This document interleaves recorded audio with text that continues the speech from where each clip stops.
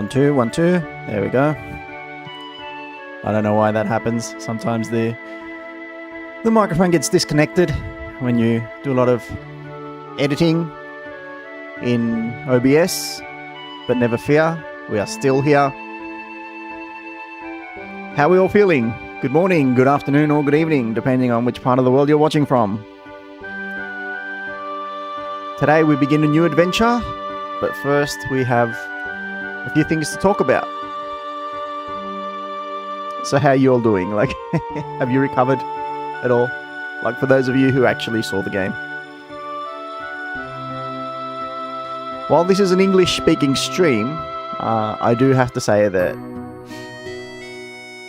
the result from last night's game between Argentina and England left me quite satisfied. Like, I was okay with it, and especially with the way it happened. I'm not going to argue. Like, that team just doesn't know how to lose. Hello, Vianney Fanti. Very impressive. Magnificent comeback once again. Like, I was honestly doubting them. I was honestly doubting Argentina because if you look at their journey up until now in the World Cup, they hadn't really played any sort of team that's on the same caliber as England or on the same level. And there were some people out there saying that, like, how will they fare against England? Like, will they be able to challenge them? Will they be able to stand up to them? But, you know, here we are. Look who's in the final, once again. I'm going to analyze a little bit what makes people want to support Argentina, even though they're not from Argentina, even though they have nothing to do with the country or even the continent. Like, I want them to win the World Cup. I know I'm not from there.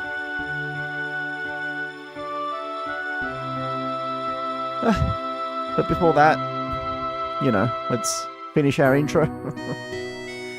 Let's complete everything else first.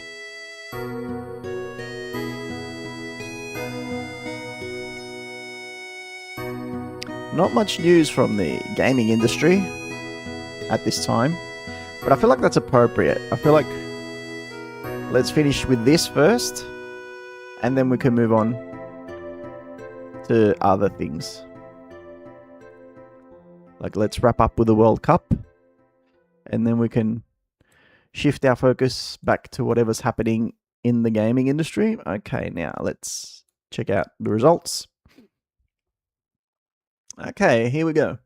So this is the complete, how should I call it, scale of the semi-final. This is everything that's happened in the semi-finals of the World Cup. As we know, Spain defeated France 2-0 in Dallas, and last night we had Argentina coming back from behind to defeat England 2-1 in Atlanta. Once again, Argentina show that you can never count them out, that you can never, I don't know, you just can't stop that team, can you? And it just feels like that they start playing late in the second half. They show their real potential late in the game. Now, I don't know if that's because other teams get tired, the opposition gets tired, and they just have that energy to keep going and going and going, and they take advantage of their fitness levels, or if it's something else. It's just that desire to keep moving on in the World Cup, to make Leo Messi champion again before he retires, to I don't know, maybe it's the experience as well, the experience that they've gathered from the last tournament, because as I've mentioned previously, it's the same group of players, right? These are the same guys that that won the last World Cup, with very few exceptions. Like Thiago Almada is one of them, and that's about it. Honestly, maybe Giovanni Simeone, who we saw in the starting lineup last night, and I was like, what the heck is he doing there? Although after watching a little bit, I realized why Lionel Scaloni decided to add him into the starting 11. But we'll go into more detail as we go into it. But it just shows that this team, you can never underestimate them, and you always need to stay on the front foot when you're playing a team of that experience, right? Like, it's Argentina; they're the world champions. Like, oh, sorry, I'm itchy. I don't know how to explain it, but they have this sort of combination of experience and desire to keep moving forward, and passion. That they're ignited by this passion. And honestly, playing against England, I felt like they had an extra motivation because there's the political stuff and all that happened in the Falkland Islands, or Malvinas, or whatever you want to call them. So they had that extra bit of motivation, and you saw that. Like, if you saw the way they were chanting the Argentinian anthem, and the way that they're really passionate about it, and how they went into every single battle, right? So, like, this is another thing that happens when you bringing too many unnaturalized players into your squad. Like, you saw the Argentinian players; they were passionate. That they were really. They wanted to do this for their nation. They wanted to do this for all their people, because this meant something a little bit more than just a football match. And I feel like you didn't really get that from England, because a lot of the English players were from, well, maybe not as many as the French players, but still quite a few of them. Like Jude Bellingham is Jamaican, for example, and some of the others, like even though he didn't play, we have Saka, or some other players like Spence. You have all these players coming from abroad, right? So how much can you say? Can you actually say that they're playing for the jersey, right, or for the nation? So that's something else that you have to take into account when you're bringing in these really talented players who are they're not fully from your country. So that's another advantage that I think Argentina had over England. It's that passion that they wanted to win, to prove themselves over what happened in the past, right? They wanted to win for the nation.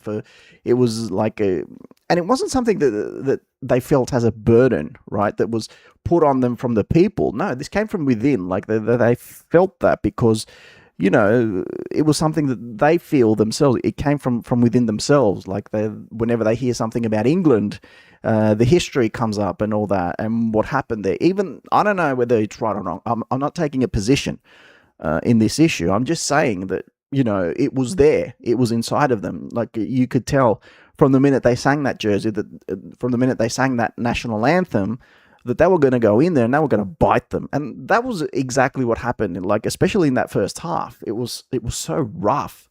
And like, you could tell that the English players were a bit more like individually, like they were getting upset individually, like players like Bellingham. They were talking to Messi, but it was like a one-on-one, like, am I better than you? But for the Argentinian players, it was a national pride issue. So they were like, all together, we have to win all together for the nation's pride. And that was an extra advantage they had over England. So yeah, that came into play as well. They weren't willing to lose to them, right? So yeah, and that's another disadvantage that you have when, as I said earlier, when you bring in too many people, too many players who aren't fully born and raised, or raised on the values of that country, that understand fully, that don't fully comprehend what it means to be from that country, right? So like, you have Germany that's bringing in Polish players, or African players, or and then you have France that's bringing in players from Cameroon, from Senegal, from, like, how do they really feel about being French, about representing France? Like, do they truly understand what it means to be from that country? And then now you have Spain bringing in Lamine Yamal, who's Moroccan, right? Like he had to be like they had to ask him to play for Spain. Like you have all these national federations going around asking players if they would like to represent the nation, and then you have all these Argentinian players who would die for the jersey. They would literally give their lives for the jersey, and see, there's a difference there. It's like they're playing for a club, right? It's like all these other players are essentially. It's like the sport on the national level is becoming like the club level.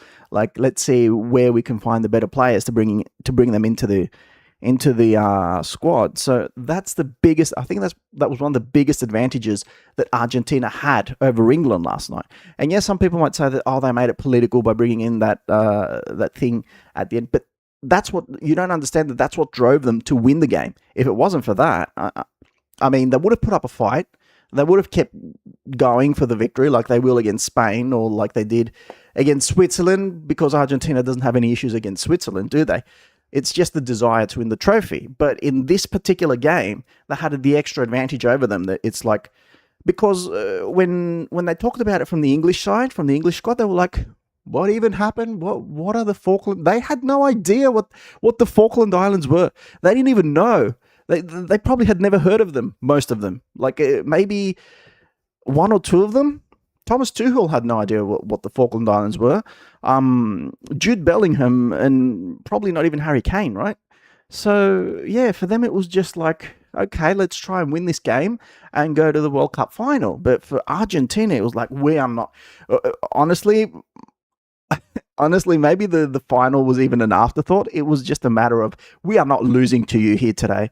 We're taking you down. And it was like they were looking at each and every player on the England squad, and they were the enemies. They were like, you're losing here today. You can forget about it. And even when England scored, you could see it on the faces of the Argentinian players. They were disappointed. They were like, they didn't want that to happen. But admittedly, going into the match, and like, the first half was here and there. I felt like England had the better game plan. It was rough in the opening minutes. It was really rough. It was really tough. It was like there was a lot of fighting going on, and we expected that, mostly because of the Argentinian players and because of the bad blood that's been escalating between the two nations in football throughout the years. You know, as we mentioned previously, there was the hand of God of Maradona. There was the Beckham versus Simeone issue in '98. There was all these things. So whenever these two nations meet in football, you can expect a rough ride. And that's what happened again. You know, we had Bellingham talking to Messi. We had, another scuffle with Enzo Fernandez. And it happened, you know.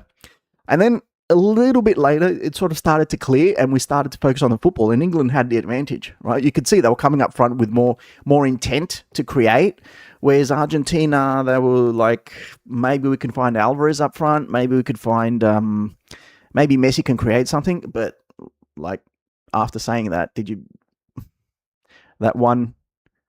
that one instance where Messi took the ball in midfield and he goes through Kane, he goes through Anderson, and then Anderson and what was that other guy's name?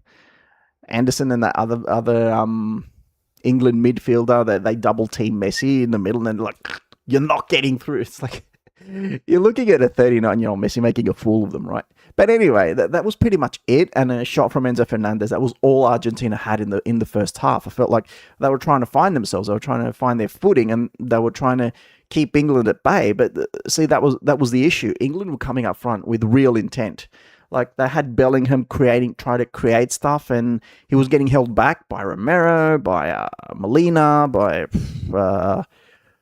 Enzo, by Giovanni Simeone, who, honestly, he was a big surprise last night. His presence in the lineup was totally unexpected.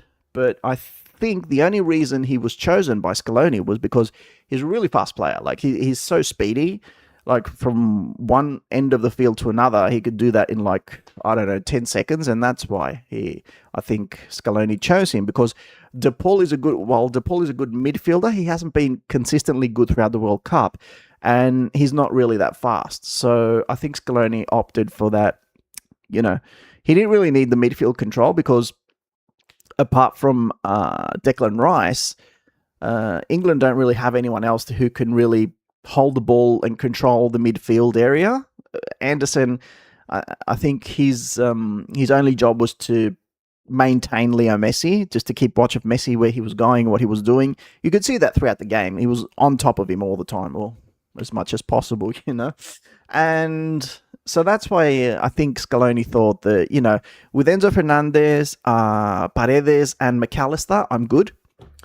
And then he chose someone who can sort of run between areas and between spaces and sort of like give that support to Messi and Alvarez, who once again was pretty much absent, Alvarez. But anyway, so yeah, you saw England try to create stuff, and they had some really good free kicks, and they tried to take advantage of the fact that their players are bigger, they're more tough, they're built physically greater than the Argentinians to get a header or something, and they created some situations in Emi Martinez's box, but nothing really big, Like, I don't remember any serious chances from England in the first half. I just remember that they had more free kicks and they tried to create more stuff up front, and that was pretty much it.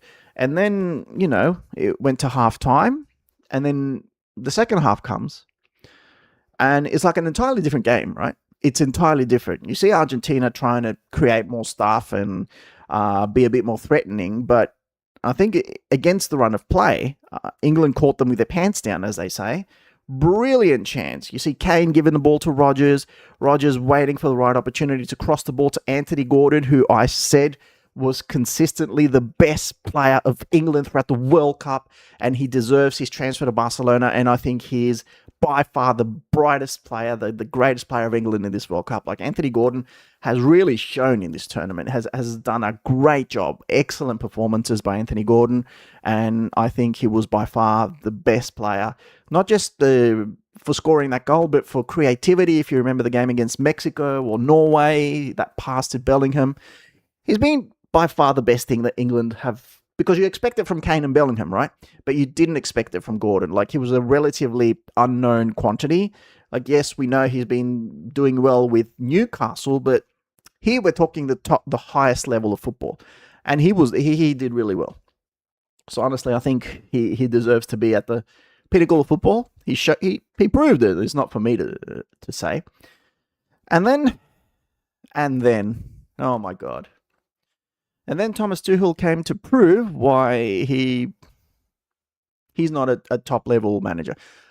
Literally after that, after England scored, you saw that England's plan was give the ball to Argentina and we will hit them on the counter-attack. But that was literally the dumbest thing they could do. The dumbest thing they could do. And I saw it, you didn't watch the game live with me, but I was telling my friend in Greece who was supporting England, and we were having a bit of a back and forth on Messenger. I was telling the people I saw the game with that England are playing a very dangerous game here, because they thought they measured Argentina up against the opposition that they've already played. They thought that because we held tight against Mexico, that's proof that we can hold tight against anyone. But no. No. Like, I couldn't believe what I was watching. They literally gave the ball to the world champions, and they told them, okay, come in and score now. Like, we're done. We're finished playing. We scored our goal. That's it. Have fun with it. And I just couldn't believe what I was seeing. Like, it was like, how could you do that? Like, that's the dumbest thing you could do, football-wise, strategy-wise. It's essentially like, I don't know, like putting your hands down against Muhammad Ali and challenging him to knock you out. Are you serious?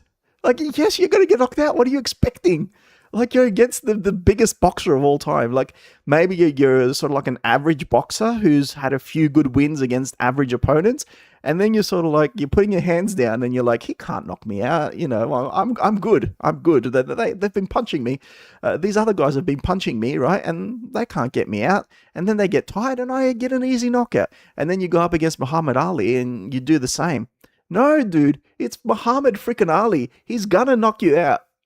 Like, I couldn't believe what I was seeing. And then Thomas Tuchel puts in even more defenders as if that's going to stop Argentina, right?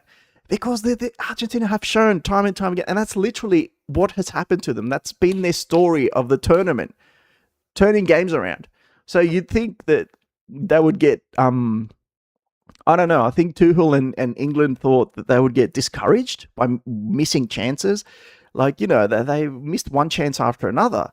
Uh, Initially with McAllister, who had his header blocked by Pickford. Great saves and great performance by Pickford, by the way. He did everything he could.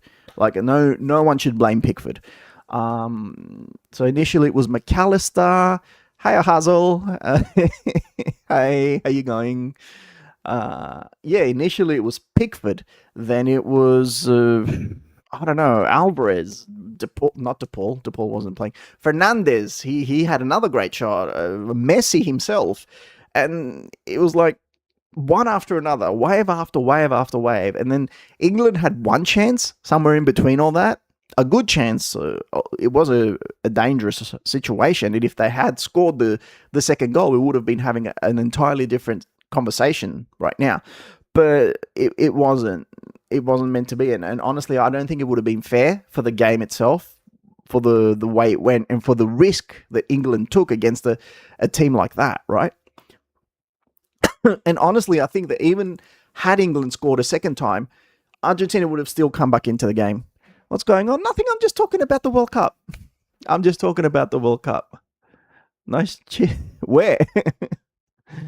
Hey, Alien Star. How you going? How you been? Yeah, we're just talking about the World Cup, what happened yesterday. We're going to get to the game in a little bit, but for now we're just talking about the World Cup results. So anyway, yeah, that's what happened. And then, like, Argentina brought in more fresh faces. Admittedly, I was a little bit confused by Argentina substitutions as well. They seem very defensively minded, but they're players who have experience. It was good. We can go. Yeah. Very into football here. So as I said, they brought in more experienced players who knew what to do when they came into the pitch, like Nico Gonzalez. Like, hey, Stephen, how you going? With whom? Nice shirt. Thank you. Where is it? Final Fantasy. It's got chocobos on it. I like Argentina. I was like, yeah, I'm happy that Argentina are in the final, and I think a lot of people are. How did you see the game, Stephen? I'm looking forward to hearing your opinion. Like, what did you think? Because honestly, I think that it was a big fumble from England, a big fumble, and that's what I'm saying.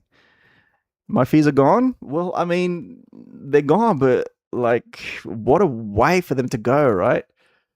Ugh. When England scored, I was like, geez. I mean, it was going to be bad. It was going to be bad. Great match. Yeah, great match. And then, like, they just kept inviting Argentina back again and again and again. You're also with Argentina. Good to hear. And it was just like you're challenging them. You're waiting for them to score, right? You love USA. USA is good too. Yep. And that was pretty much the story of the whole game. Like, England took the lead. They deserved the lead, right? They deserved the lead, and then from nowhere, they just sit back and they're thinking that, like, oh yeah, we'll hit Argentina on the counterattack. But like, dude, you're playing against the world champions, and apart from that, you're playing against a team who have done nothing but turn games around throughout the whole tournament. That's literally all they've been doing. The whole tournament, and not the whole tournament, but all the knockouts. They were too much on the defensive after that. Yeah, like, why do that? Shadow Uncle? Yeah. So I was just like, why? Why would England play like that? Instead of bringing on all these defending players, they should have Tuchel should have tried to hold on to the midfield. So, oh well. I guess that's how the game went. And then after Argentina had equalised, then he tried to bring in Rashford and who else it was, and they tried to turn it around, see if anything could happen. But yeah, what's up, Ohazel? It was too late, too little, too late. But it was a great game overall. It was very interesting to see England changing their setup was a major. I know. Like, why would you give them so much space? Like, I said this earlier, I was literally telling my friend who I was watching it with, I was telling them that they're practically daring them to score. They're like, England took the lead and then they were like, okay, come on. We're done playing. Come and score your goals. A very silly way to play. It was a great game. Yep. No, everything was 100%. And for once, I was great. I was happy to see that, like, there was no one to doubt the result. And, it was, what did I want to say? Messi again, right? Like, what the hell? The guy he doesn't get older, he just gets better. He just keeps getting better. Like those balls he passed, those times he passed the ball to, like, especially the second goal, the cross, right? Yeah, so I'm from Australia. Can't you tell from the accent? Yeah, such a great game. So anyway, after these semi-finals, we have, here's your grand final: Spain versus Argentina. The game will be held on Sunday, July 20th, for us here in Australia at 5 a.m. I don't know what time it's going to be where you live, but for us it's going to be 5 a.m. Is my PFP customized? What's a PFP? At New York. And I've made some interesting graphs.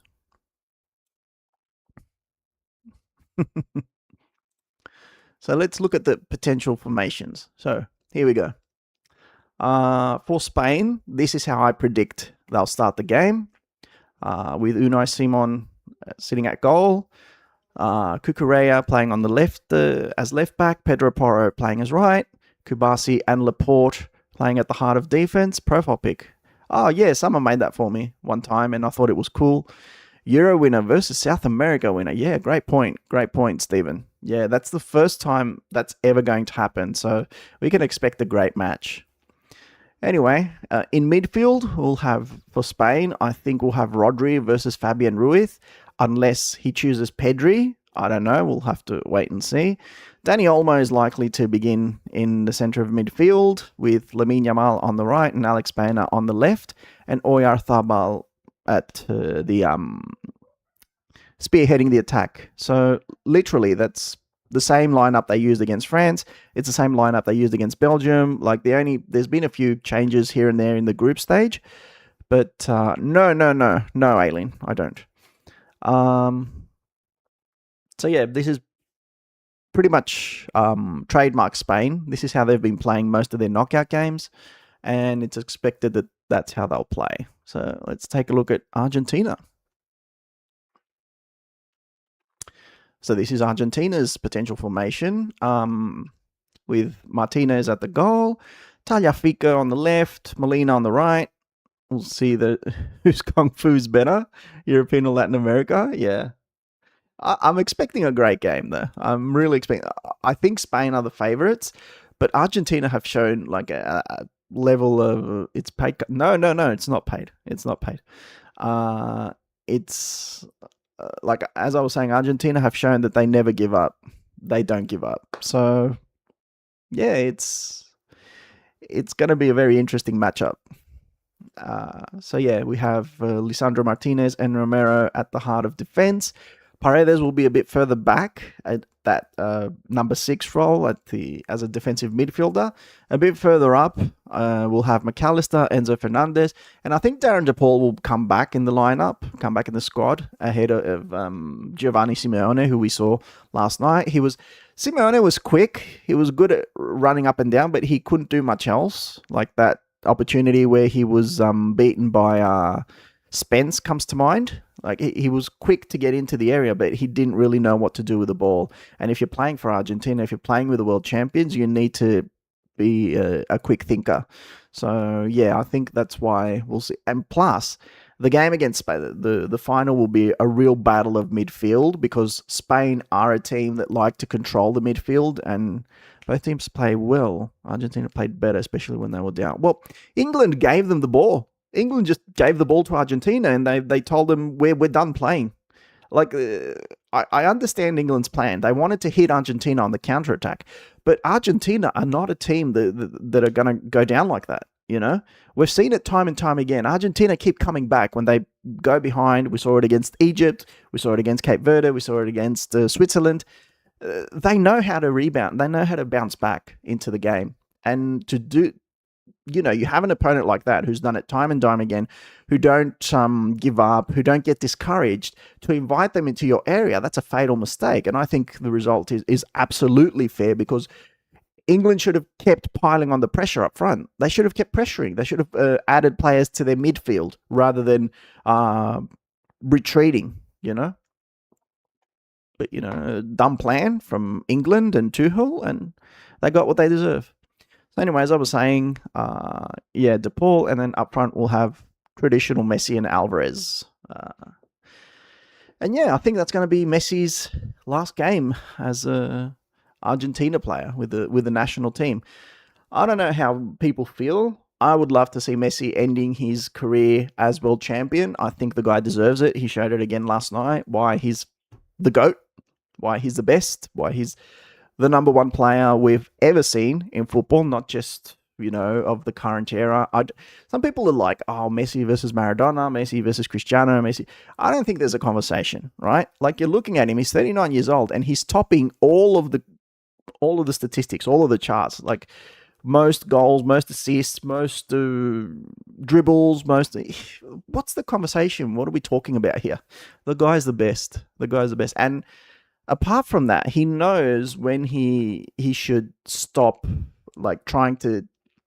He knows when he should stop trying to lead, and when he should take that sort of like when he should try to assist his players, to help his players, to his teammates, right? Not his players, not coach.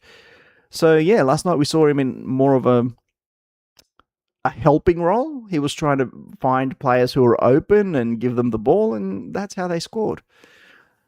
So now he's like Papa Messi, But that guy, and he's so down to earth and humble, and he really makes you want to root for him, and the way the rest of the Argentina team come around him and try and are so protective of him. Like you saw in the first half, there was a hard challenge on him, and literally the entire team came on top of him, and they were like, "What are you doing? Get out of here!" So it just makes you, and literally the entire nation is like that. It's not just the team. All of Argentina is like that. If you hurt Messi, you're hurting all of Argentina. So it just makes you root for them. And, that was Argentina first test in the World Cup so far, and they stepped up. Well, but it was the heart of the champion, right? And you weren't here when I said this earlier, Stephen, but it was like you could tell from the way they were singing the anthem, the national anthem, that they were determined to win that game. Anyway.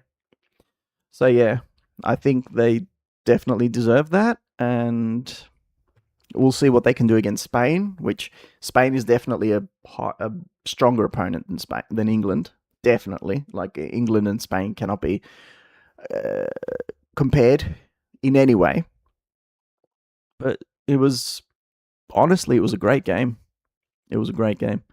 We also have, where did I put it? We also have the third place playoff, which is England against Spain, England against France. That would be an exciting game, except the two teams have nothing to play for. And I keep saying that this third place playoff should be abolished. Like, I don't really like it. I'm not a fan of it. But, anyway. Okay.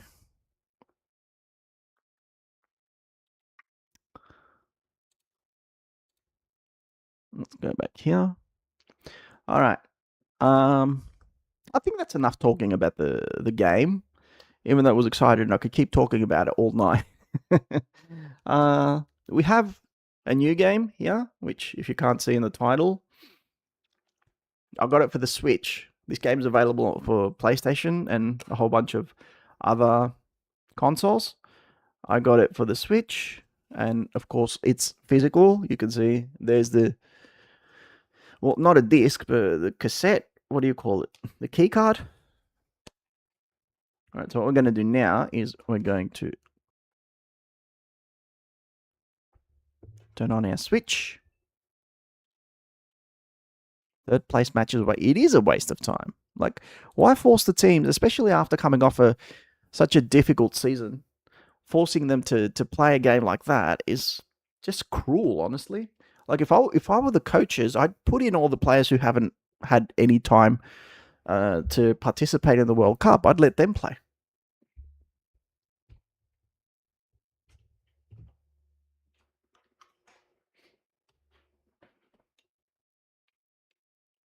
Okay, I'm just fixing up my controller. And just changing around my cassettes, my game key cards. What do you call them?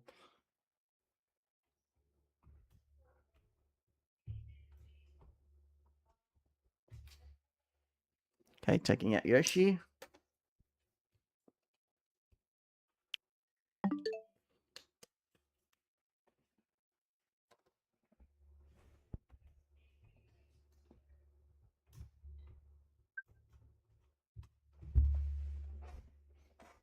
To use this game keycard, you'll need to download data. Even after the data has been downloaded, the game keycard will need to remain inserted in the system to play the game. That's the point. All right. I don't think this should be a quick download.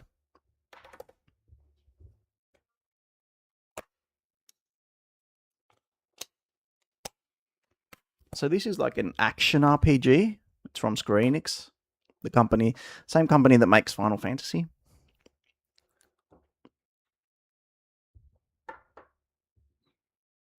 Oh, quite a bit of downloading.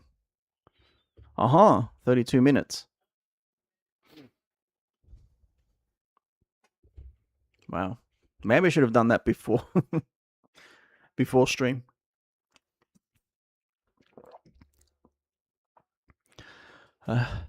What's your prediction on the final, Stephen?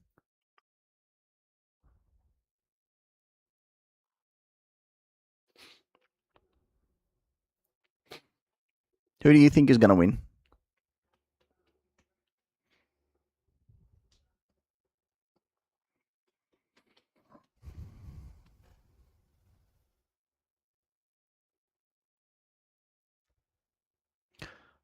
Gone are the days where you could just insert a cassette into the console and just start playing. Now we need to download data all the time. Poof.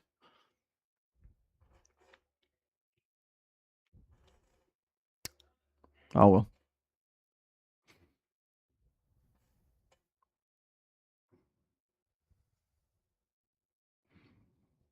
I suppose we could.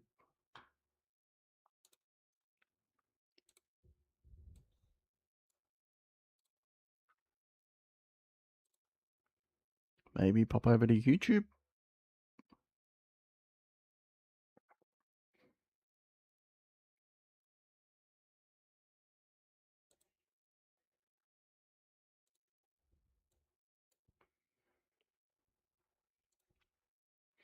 All right, so here's another interesting game. ChatGPT says Argentina, you say Spain. All right. I'm saying I also believe Spain is going to win it. I want Argentina to win it, but I believe Spain are going to, because what they showed against France was really impressive. Like their game plan is really solid. So I think that as good as Argentina might be, I just don't believe that they'll be able to get through that. I don't know. I'm just saying. FYI, I just want to watch this trailer that came out. What if Final Fantasy had continued to push the limits of pixel art? Okay. Final Fantasy Resonance.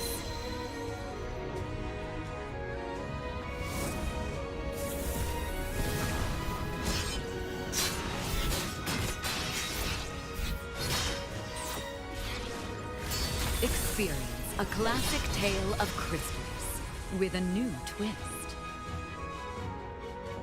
Adventure with the protagonist Rain and his party of unforgettable allies. Now let's march Okay. under the flag of the Wild Rose!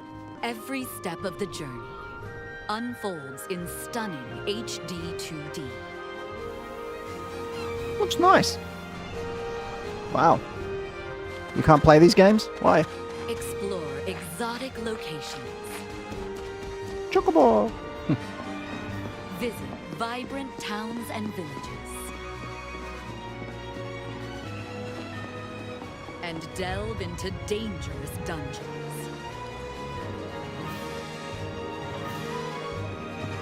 Not anymore. You've outgrown them.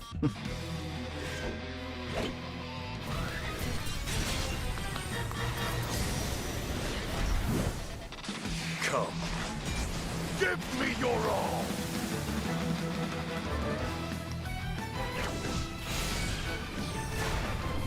Too used to modern day But graphics. be warned, fearsome foes await at every turn.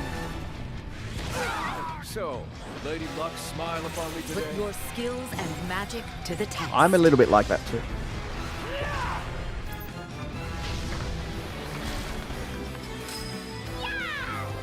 It will be rather painful. And summon espers to your aid.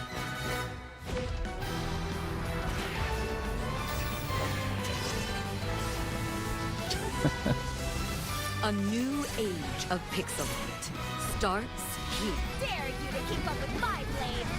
You're insane!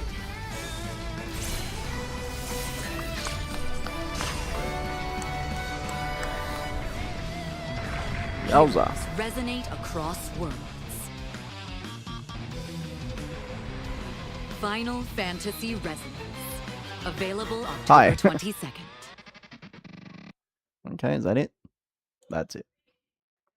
I know what you mean. Does mean we're going to get a third re-release of another re-release, Taylor? How many re-releases do we get of that game? Anyway, I get what you mean, Stephen, because like you're actually coming from the age where graphics were worse than that. No. I fully understand what you mean, because like we used to play games with those graphics, and that was pretty much all that was available to us. And we were like, oh my god, but what if games had better visuals, right? And now that we're in this era of gaming, people are like, oh, but why don't we get classical RPGs anymore, right? Why don't we get games like the one I just showed you? So I'm kind of thinking like, well, what do people like? We don't know what we want. Like, they don't make old style RPGs anymore. And I'm like, dude, I literally grew up in an age where we had nothing but old style RPGs. So it's kind of funny. Like, now that we get modern RPGs and action games, it was cutting edge at the time. Exactly. So, you know, it was just so funny. It's just so funny seeing people wanting what we had back then. And if you like Adventures of Elliot, if you haven't tried them yet, you might want to check out Echoes of Wisdom and Sea of Stars. I've been wanting to check out Sea of Stars, Taylor Kendall. I'm really interested in it. I was actually thinking playing Sea of Stars instead of The Adventures of Elliot. I was somewhere in between. I'm all for RPGs. I love RPGs. But I don't know, something about Elliot caught my attention. It felt somewhere in between Final Fantasy and Zelda. So that's why I wanted to give it a chance. Echoes of Wisdom is a Zelda game. Oh, okay. So, yeah. But I'm really looking forward to seeing the Ocarina of Time remake, because I've never actually got to play Ocarina of Time. When I was younger, I never played any of the Zelda games. So, you know, it's going to be interesting. We still have 27 minutes until this downloads. I should have downloaded earlier. It's kind of a twist, though. We actually play Zelda. Oh, interesting. What the twist? It goes the other way around. You don't even play that on your phone. I know. It's like, because for us who came from that era, we want modern day graphics. We want stunning visuals. We want like graphics to be as good as they can, right? like Horizon Zero Dawn or Forbidden West or The Last of Us or Final Fantasy 16 or that stuff or Crimson Desert on your fridge. So because that's what we imagined games were going to be in the future. But now you've got this younger generation of gamers and who are all like or your stove. Crosscode Alabaster Dawn are good games too. Never heard of those. I haven't heard of those. I just finished playing Tales of Vesperia, and I was thinking about playing Tales of Berseria too, because I finished playing Tales of Arise, and I thought it might be good to get into the Tales series. But anyway, as I was saying, yeah, now we've got a younger generation of gamers who are like, everything is too modern, everything looks too realistic, everything looks too, you know, and they should create games like same playstyle as all those other games as well. Yeah, that's really cool. And traditional RPGs, like we thought we had outgrown them. The industry thought it had outgrown them, but it's interesting to see that there's actually a really big audience for them. A really big audience. So yeah, games like The Adventures of Elliot or games like Final Fantasy Resonance, you want more realistic. Yeah, I know, but like just how you and I appreciate realism, other people enjoy the more classic style, like or maybe some other people enjoy the more anime style. 8-bit will never get old. See, we thought that that style of gaming was gone and no one wanted it, but funnily enough, you make games like Sea of Stars and I don't know what else, and there'll always be people playing them. Like the appeal is there. And the more you make, or Bravely Default, or I don't know what else, there's always people there that are going to buy them and play them and be passionate about them. You enjoy every era, but that was for that time. Yeah, I mean, yeah, I'm kind of with you on that one, but I also don't want to miss any great stories, any great RPG stories, because I might be a bit narrow-minded thinking like that. Video games you can buy for grandpa. yeah, for sure. Like Unk games. It's a whole new franchise, a whole new genre of Unk games. But it's funny because younger people are playing them. It's not the Unks that are playing them. The Unks might be playing like Final Fantasy 16 or Crimson Desert, and the younger people are playing Bravely Default or Final Fantasy Resonance or I don't know, Celeste. It's like all these games that look like they belong on a fridge, right, or on a smartphone. There's people playing them on the PlayStation 5, and that's insane. Actually, you loved Bravely Default too. Yeah, see? I don't know how old you are, Taylor, but yeah, there's a lot of younger people playing them. It's insane.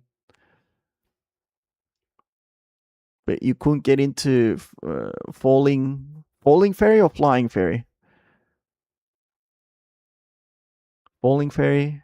Anyway, yeah, Flying Fairy. Well, yeah, I mean, not every RPG is going to be for you. What did I play? I played Suikoden 1 and 2, HD Remaster. Then I played Luna, that remaster as well, of 1 and 2. I played quite a few RPGs, actually, on my channel. I haven't played any Final Fantasy apart from Remake. Bravely Default felt really meh. The story was really stale. The gameplay wasn't too bad. Imagine buying a 5090 and playing that.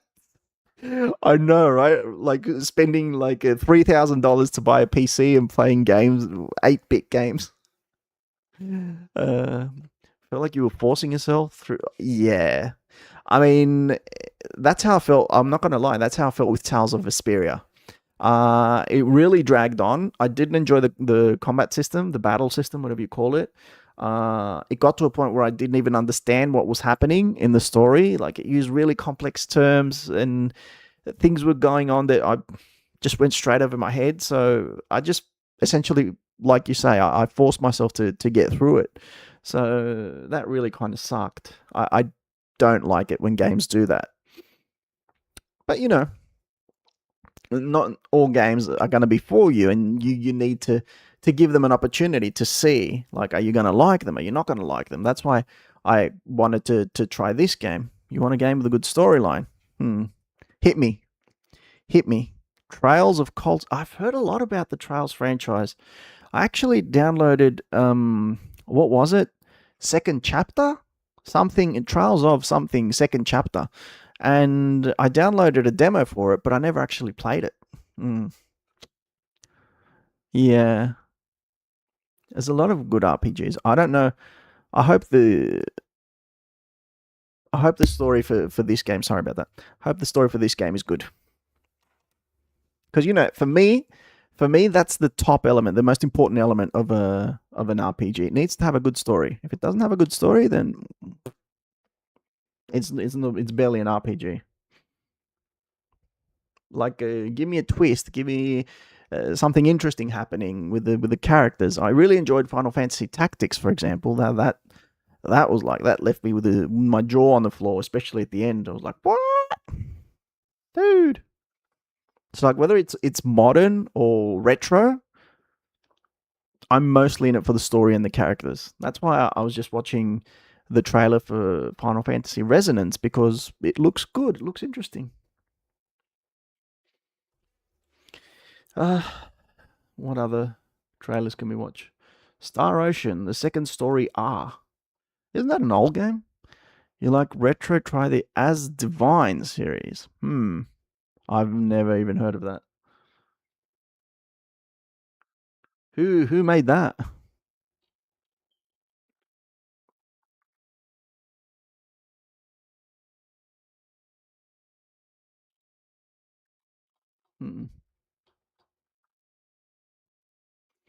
I'll tell you though, it's really old school to the point the combat can get pretty brutal sometimes. Well, if it gets too complex, then that can be a little bit off-putting as well. Like I said, I didn't enjoy the combat system in Tales of Vesperia.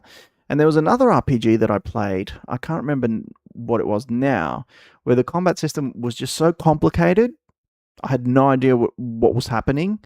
And while the story was good, I was really into the story, but you know, when it came time for me to fight literally anything in that game, I was just like, no. I was literally terrified of the battles, and I just put it to the side. I don't remember what it was, though. I don't remember what it was called. I deleted it. Oh, well. All right. Let's take a look at the store since we're here. eShop? Let's see what they've got going on. Highlights, wish list, charts. Let's see the charts. All right, hang on. I want to see it on my big screen.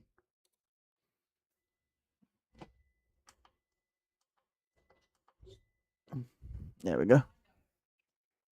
What's that? Splatoon Raiders? Moonlight Peaks. What's this?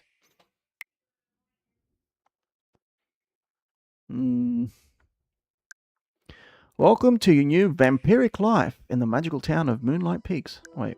My dear little vampire. Voiceover How's not life present in in the Moonlight final game. Peaks? I hope you're settling in okay. You've always been one to do things your own way. I guess that's what took you there in the first Can you hear that? place. But know that I'm glad you're there. That old farm could really use some love. Have you met Fiona yet? I'll bet she's grown into a fine witch since we left. Maybe she can teach you a thing or two. Are you trying new hobbies? Don't forget to take time for yourself and have some fun. Make new friends and maybe even meet someone special. Anyway, I'm sure you've got many adventures waiting for you. Maybe your dad and I can visit sometime. No, I don't like this. It's like an what do you call it? A sim? Life sim? I don't know, something like The Sims. We've got Mario Kart at 3. That's expected. Digimon Time Stranger. I've heard good things about Digimon Time Stranger.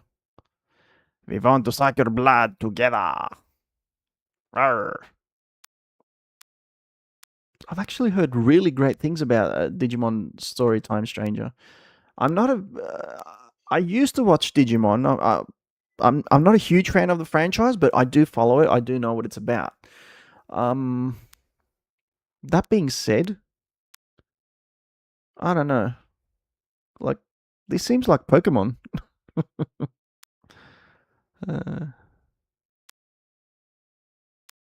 I don't know. Like, would it have an interesting story as well? Let's see. Digimon Story Time Stranger is an RPG with monster taming elements that explores the deep bond between humans and Digimon in an epic story that unravels the mystery of the world's collapse. Embark on an adventure that spans across the human world and digital world, collecting and raising a diverse array of Digimon to fight in turn-based battles. Interesting. Tokyo, Japan. An agent of a secret organization encounters an unknown creature shortly before a city-leveling explosion. It's funny how that, like, it always happens either in New York or Tokyo. They then reawaken 8 years in the past, take on a mission to uncover the mystery of the world's collapse, where chance encounters with unique characters will shape your journey across time and parallel worlds and change fate itself. Journey between the parallel human world and the digital world, Elliot, where Digimon reside. Explore the digital world and its intricately detailed realms and discover all of its secrets. Strategic time-based battles. Explore dynamic turn-based combat that combines strategic elements with evolved battle components. More than 450 Digimon and deep customization. A little bit like Persona. I don't know, this gives me Persona vibes. Oh wow, dude. They literally just released FF7 Rebirth and immediately it's 40% off. And you got Remake at 65% off. Like, honestly, if you haven't played these games at these prices, like, you can get both of them for like 70 Australian dollars, 74 Australian dollars, 75. That is an insane price considering that I paid over 200 for them. I did get the deluxe editions, but like, that's crazy, dude. Sephiroth was in Midgard. We fought him. Okay, I'm not going to watch it again. I'm going to stop myself. Pacopia. Then you got Star Fox. I saw the reviews. They weren't the best. But, I mean, this is a classic game, right? It's a retro game that's been remade.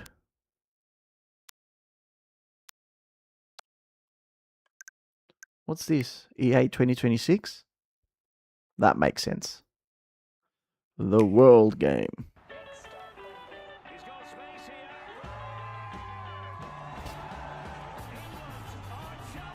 Coldest.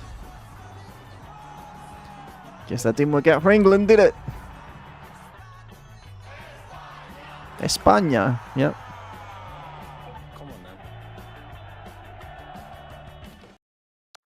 But it has less features on the Switch too. Wait, Digimon again? Time Stranger? Oh, Ultimate Edition. Grand Blue Fantasy. Endless Ragnarok. What?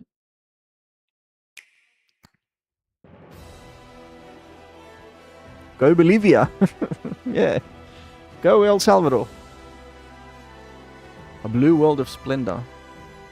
I'm seeing a lot of RPGs being popular on the Switch too.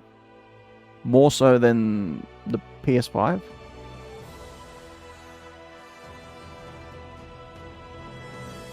I mean, I think that what Steven said is a little bit true for me as well. I'm more for realism nowadays. Alighted by wrathful flames of the gods. Show us no mercy. But this looks good. If you hope to survive against them, you'll need to be ruthless. Joy-Cons? What did I say? I play like this. Keep formation, 'Cause I- Beatrix. Pierce the darkness. I switch between the DualSense and this, so I'll help with my summoning powers. Heck yeah! yeah. Ring with us, Lyria. Messenger of catastrophe, rain judgment on our foes. Prove yourself worthy of the apex. I shall await your arrival. Ready yourself. By sword and shield, or fang and claw. Playing your video games from a We will recliner. keep this realm safe. You hold your hands wherever you want is really nice. That sounds convenient. If that god is satisfied with its vessel.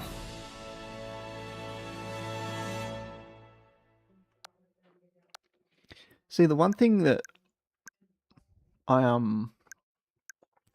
can't get used to with RPGs, well, actually, not I can't get used to it. I feel like I'm a bit too used to it. Is the story? Oh, Yoshi and the Mysterious Book. Oh, here it is. One day, on the island where Yoshi and his friends Behind your head on the armrest, in your lap, wherever is best at the moment. Yep, that does sound convenient. Final Fantasy Tactics: The Evilist Chronicles. I played that. I finished that. And Digital Deluxe Edition. Wow. Monster Hunter. Final Fantasy X. Really? Oh, that music. Don't hit me with that music. And Super Mario Brothers Wonder. Oh, I actually did want to get this. I did want to get this. The upgrade. Not that I've played Super Mario Brothers Wonder, but I wanted to get the upgrade. Because it seems fun. I tell you, this game was super fun, and it was like such a callback to the earlier days. It's even got the Yoshis.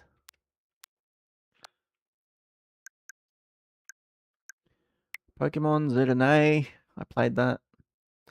I tell you, Pokemon Legend Z and A wasn't as good as Pokemon Legend Arceus. I don't know. I think some people might take offense to that, but I didn't like it because I felt like it kept you isolated in a single area. And it didn't let you explore, you know, the whole world. I know that's the first time they've done that, but I didn't like that choice. Let's see how we're going. Close. Oh, come on, Elliot. 13 minutes. Bloody hell.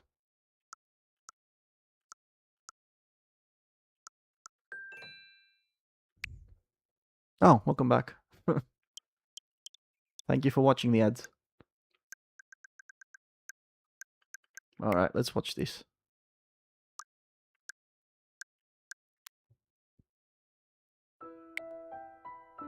Some games just never get old, you know?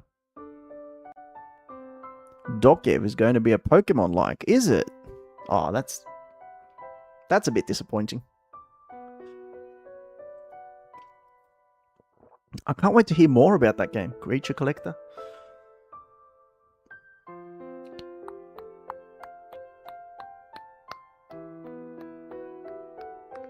Dun, dun, dun. I knew someone who could play this on the piano.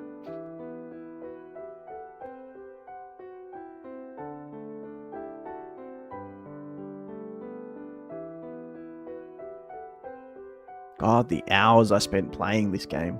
Endless hours. Ugh, jeez. Not just the original, but even the HD remake.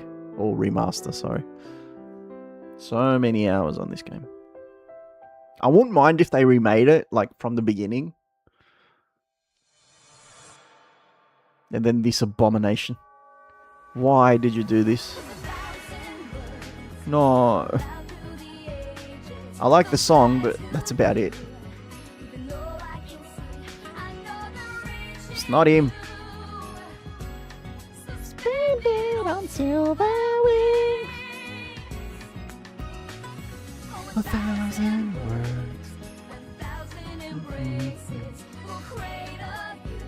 Yeah, no, a lot of people didn't. I feel like it disrespected the legacy of the first one.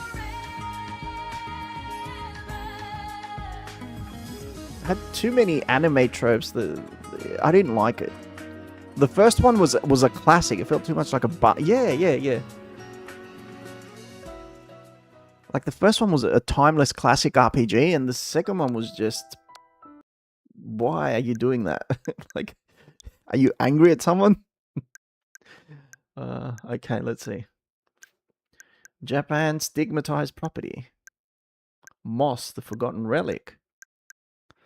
The second one was a chick flick, exactly. It was like boss girls or girl bosses, you know, taking over the franchise. And it's like, okay, we get what you're doing. Maybe do it on another game, you know, not Final Fantasy X. Ugh.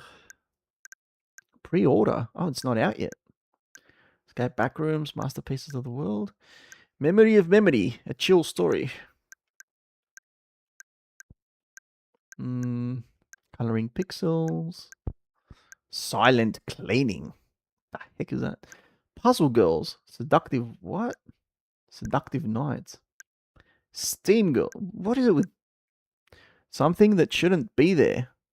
Oh, come on. Seven Deadly Sins. Oh, it's not actually the franchise. Anime Boys Fantasy. What are these games? Car Parking Simulator. If you don't know how to park. Twofold, the Perfect Circle Collection. The King is watching. Okay, for anyone who popped in and they're wondering why I'm not playing the game that's in the title, it's because I'm waiting for it to download. Mechaconda, as in Anaconda? If you ever dreamed of being a valet, now you can be one. I know, right? Car parking. Bowling in a skate park? Oh my god. These games are groundbreaking. Like, why don't we know more about these games? Why do I not know more about Leafy Corner or Loot Bag Tactics? These games are insane. Verho, Curse of Faces. Doki Doki Survival, Eternal Passion. Blue Reflection Quartet. Meow Moments, celebrating Frost and Flora. You don't know Frost and Flora? How dare you? The chilling moment you realize it. Creepy meaning psychological test. Oh, I wouldn't mind trying that at some point. In the Dark collection. Because, you know, there's a lot of In the Dark games. Tori. Who's Tori? Solitaria? Masterpieces of it. Like, I can't believe they will put Final Fantasy X in the same category as the rest of these trash games. Like, how dare you? What are you doing? Let us snap term challenge? Egg console? Jack in Space. Jack in a Box. Outlaws plus handful of missions remaster. Secrets of Velendar Castle. Escape room. What's Japan stigmatized property? Like, what is it? Let's see. Just for the fun of it. This game incorporates real companies' properties. What?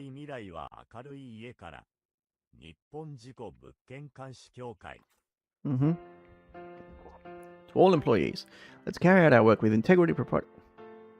I can't read it. It's too fast. This month's report ranking. This month's line of duty deaths. What death? Activities overview.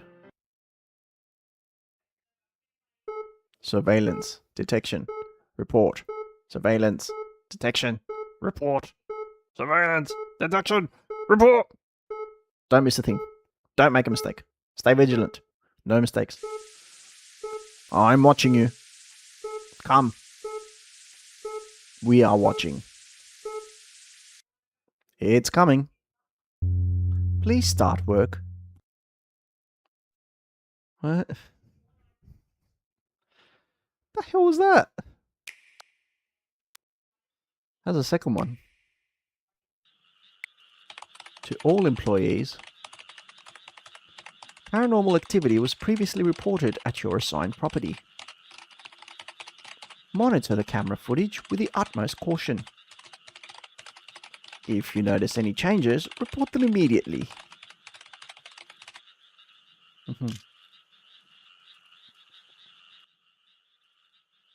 Okay. So this is like Paranormal Activity, is it? Oh, crap. There might be a jump scare. Even in the trailer.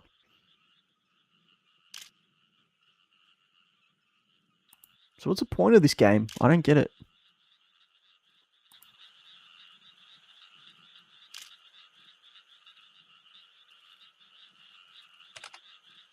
Oh, crap.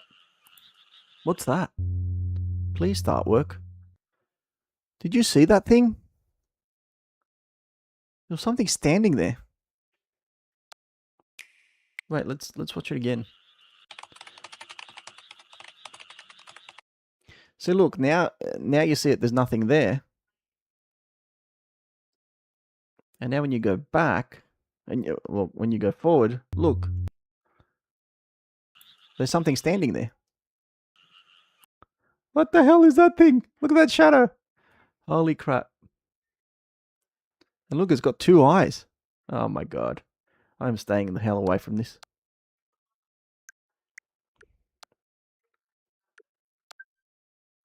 Elliot. How long? 14, 13, 12, 11. 67%. Come on, dude.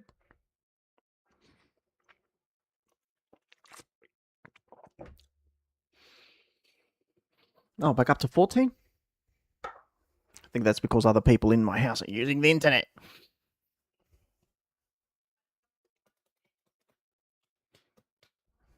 It's been an hour and a half and we still haven't played anything. We'll get there, I promise. Kick them off. I wish I could. Get off the damn internet. Alright. It's getting there. 70? 70? Come on.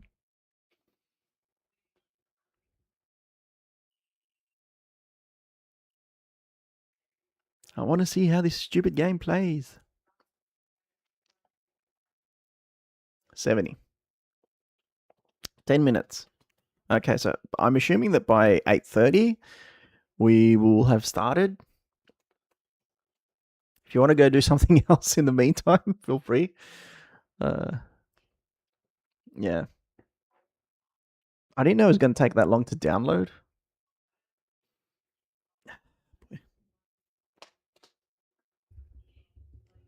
Well, I don't know what time it is where you are, but like it's 12 past whatever hour it is, right? 12 minutes past whatever hour it is. That's over 2 hours. Hello. How bad is your internet? No. I didn't mean it's 8 o'clock where I am. It's 8 o'clock. It's 13 minutes past 8. So I'm assuming since it says 10 minutes, that yeah, by my time 8:30, 6:13. Well, 6:30 your time. So 6:30. If it's 6:30 where you are, you must be in. Hang on, let me guess. Oh, you're in Perth, aren't you? 9 minutes. Okay. Okay, it's going by relatively quickly. Okay. EST. So it's still the middle of the day there, relatively. We're heading towards the end of the day.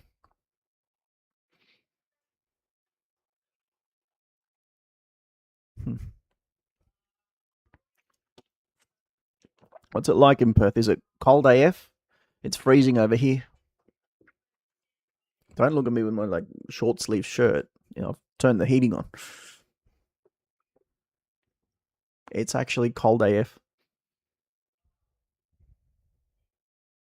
Yep. Yeah, I'm EST. Exactly.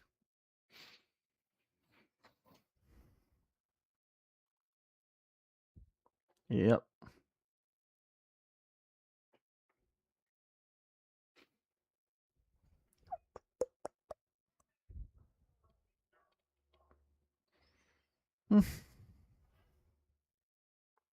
Oh, I am. Oh, okay. Oh, so you must be on the east coast of the United States, like New York or something. Yeah. Okay. So I thought you were saying 6 p.m.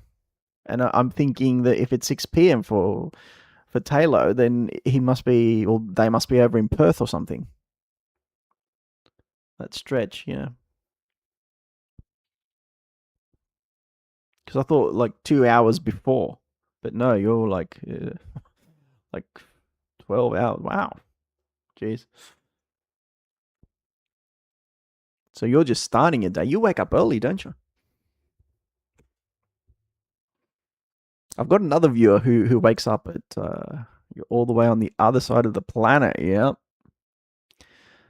I have another viewer who is also somewhere in the US, and they wake up at like 5:30, 4:30, 5, and they come in, they watch my stream for half an hour, and then they go and start work.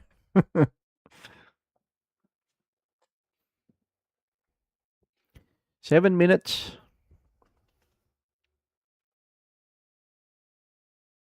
So yeah, I'm assuming a lot of people in the US like waking up early. There's a lot of people here in Australia that like waking up early as well. I'm not one of them. I like to take my time. I like to sleep in. I don't know. That's how I always was. I tried to, at some point in my life, I tried to, do the whole get up early, wake up at 6 o'clock, go running, go, do the whole healthy lifestyle thing. It wasn't for me. I found that, well, I actually wasn't suited for that sort of lifestyle, and I just stopped forcing myself to do it, because if you force something, if it doesn't work. It needs to be like something that sort of you do naturally. Now, it's a different thing if you do it for work.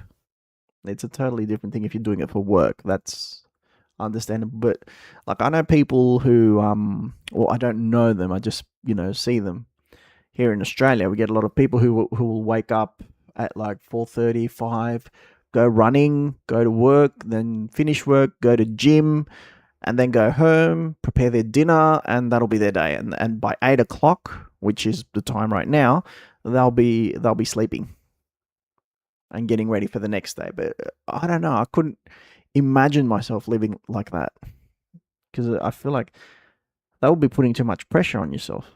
Because I'm used to an entirely different lifestyle, right? I'm used to, like, from where I was born, we would stay up late, go out with our friends, be more social. Like, things have changed now, but when I was younger, I was very social. I would go out all the time. I would have like a group of friends who we'd meet up with after school or after class, and go out and do different things.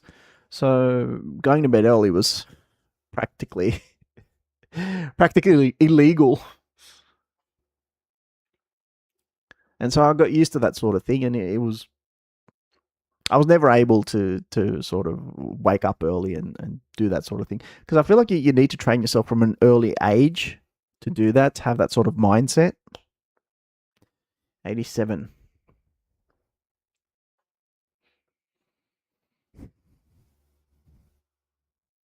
Or like, if you're an athlete and you want to be a professional, you need to be very disciplined. You need to have that, like, that mentality, right? Of telling yourself that, like, I'm doing it for myself, and I'm going to focus on myself, and I'm going to keep focusing on myself, every day, doing the same thing on repeat again and again and again. Like, when I was a journalist, I interviewed some professional athletes, and they told me, like, I asked them, like, what's it like being a professional, or what do they do now that they've retired? And like, they said to me, do you think it's an easy life?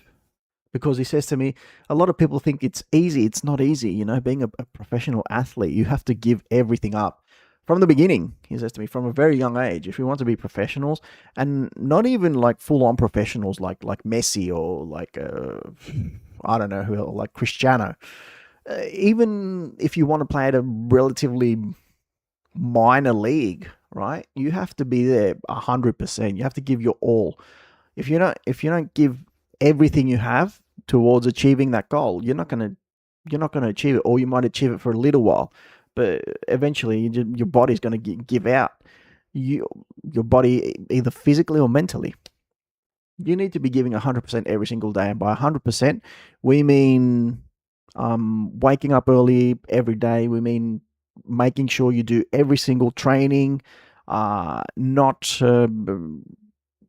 going out, not talking too much to people, not being on social media, not being like, it's literally you wake up, you go training, then you might spend some time in the pool or something, and then you go home. That's it, and you spend time with family. You can't even go to the movies. Like, you literally can't go and see a movie or go and, have an ice cream or something. If you have an ice cream, as a professional athlete, you're violating your guidelines for your dietary guidelines, and that's it. You're putting yourself back by a mile, right? Because another athlete won't have an ice cream, and they'll be ahead of you. So, and you might gain 1 or 2 kilos, and that sets you back. But like, just imagine, you just want to give yourself like a chance, and you want to give your body a chance to relax, right? But you have a whole season, a whole year coming up, and you can't be overweight. And we're talking about doing this for years, right? Being like that for years. It takes an insane level of discipline. And yet, you've got a whole bunch of people out there sitting there doing nothing, and they're so ready to judge those people because why? Because they're on the limelight. It's insane. Okay, 2 minutes to go.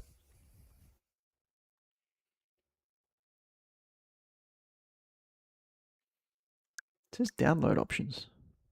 Anyway.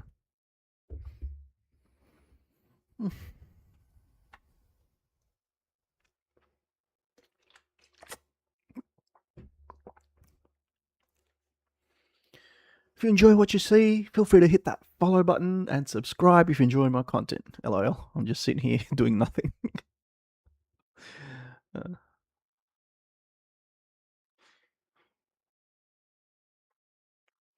Come on. Come on.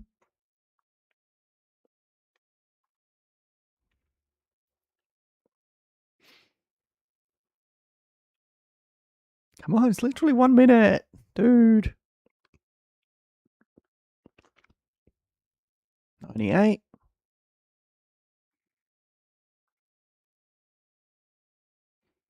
That is not 1 minute.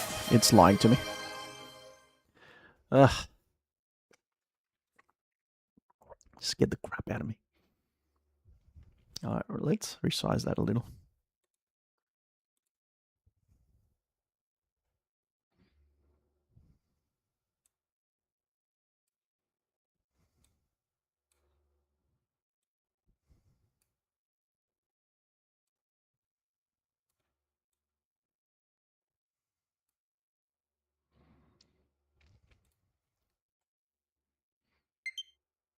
Woohoo!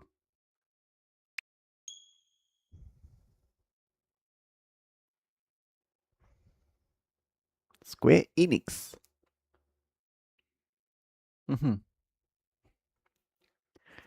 Alright, the game has begun. Finally.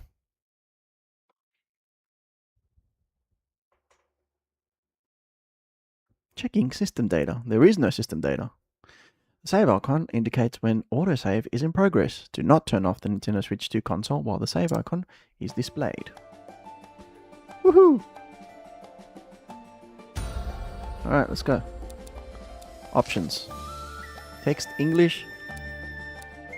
Japanese. Yeah, no Dutch, Espanol. Okay, not too much. HD Rumble 2.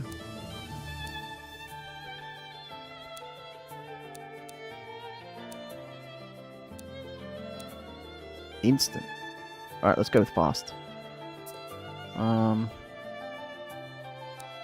Yes, thank you. Brightness. Let's make it a bit more bright.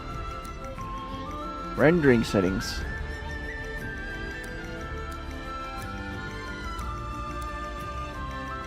Vignette, shadow quality, high.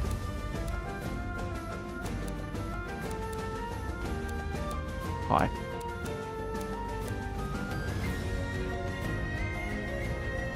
Why? Ah, nice. Volume, all 8. Background music. Maybe lower the volume of the background music to sort of enhance the voices.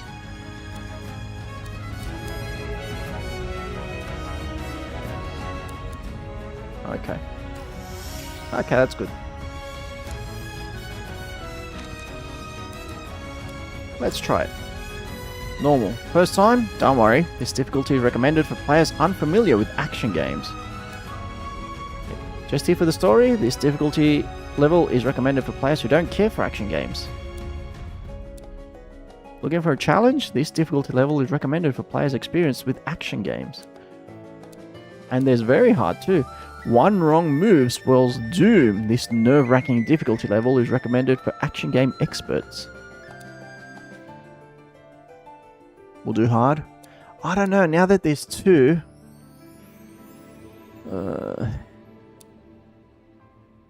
Alright, let's do hard. Details. Lower player defense, higher enemy vitality, greater number of enemies, normal contact damage from enemies, normal shopping prices, higher revival cost. Revival cost increases with each death until reset at a save point. Healing at limited save points.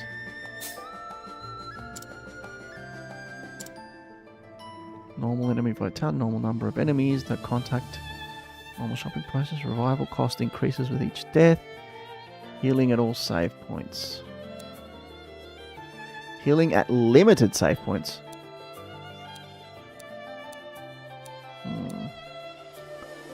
Enemies, no. Higher revival cost.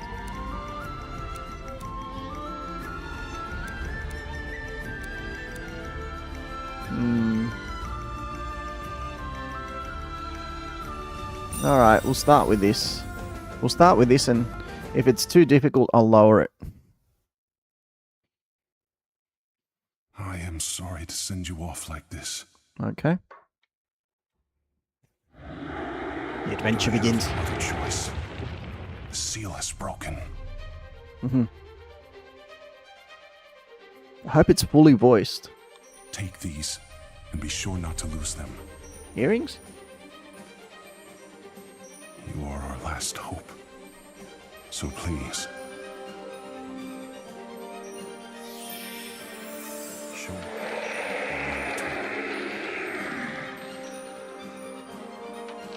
Trippy.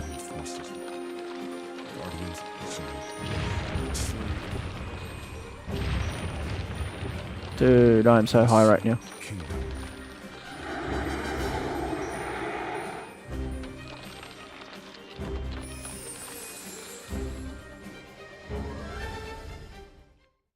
Okay.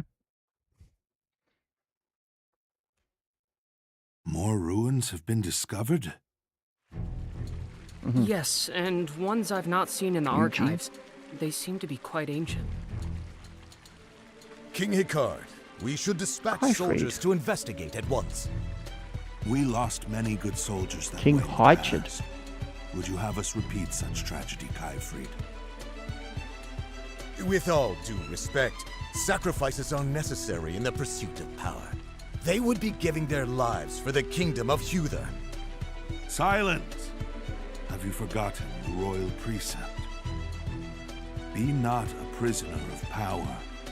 Those who desire it are crushed by its hand. Thus spoke my forefather, the hero king, and it is my duty to uphold. Mayhap so. But the kingdom is utterly dependent on the princess and her spell of safekeeping now. And there may very well be lost magical knowledge within those ruins. Would that not ease the burden upon her shoulders? It is true that she bears a heavy burden. However, Father, Kaifried, you needn't worry about me. It's Julia. I do not think of it as a burden. In fact, I am grateful I have the power to protect our people. It fills me with pride to hear you say so, my dear. Well, this is not a matter of pride, it's of preparation. What do we do if something happens to her? Good That question. is where the soldiers come in. Their place is here, protecting the people, not risking their lives in the ruins.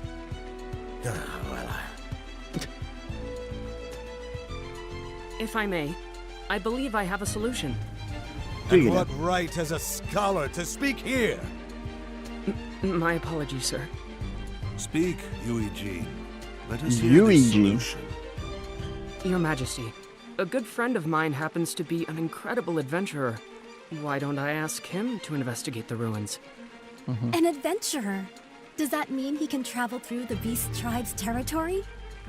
But of course, he is an expert in exploring unknown lands. His name is Elliot. Uh-huh. Elliot. We cannot trust a man we've never met. Sire, simply say the word, and my soldier... I can vouch for his character, although I will admit he has his quirks. Does he now? His word is more than enough for me. What do you think, Father? Very well, then. I should like to speak with this Elliot myself. This Elliot. Summon him at once.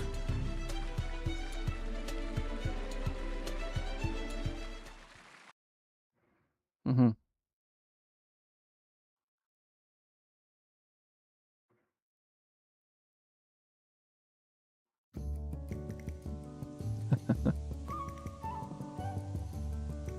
Not the most stunning of visuals, but who's this dude? This is awful. I need money, but can't find anything good. What's the matter, Oliver? You seem troubled. Oliver. Is that Elliot? Elliot! Oh. Sorry for keeping you out so late the other day. Oliver the Adventurer. Please. I was more than happy to hear the good news. Oh, he talks. Let's do it again sometime. It'd be my pleasure. Or it would if business were better. But the odds and ends I'm finding aren't even worth a single tool. I'm starting to lose hope. Letting your frustrations out makes room for fortune to come in. Good things will come in time. Mm-hmm. Thanks, Elliot. Life seems brighter already. Did you come here for work too? I guess you could say that. An acquaintance of mine dropped something here, so I've come to find it. Hold on. You're an Voice acting adventurer, is good. and a good one at that. Why waste your talents on such a tiny job? How could I refuse? The man in question is too injured to do it himself. When it comes to moving around outside of town, no one's better equipped than us adventurers. True. You have a point there. I've never met anyone else who sees things quite the way you do. But I guess that's what makes you such a likable guy. Just don't go dying on me, alright? Likewise, friend.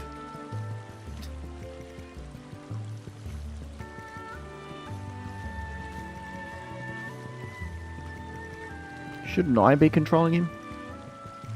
Now then, let the search begin. I think he said he last had it on the shore. The Jersey Shore? It's not far from town, but it's still dangerous territory. I'd best stay on my toes. Mm-hmm. The adventure begins. The time has come to start your adventure. Head for the destination displayed on the locator. Display settings for button icons can be changed from system settings. A is a short press. A with a circle indicates the button should be held longer to confirm.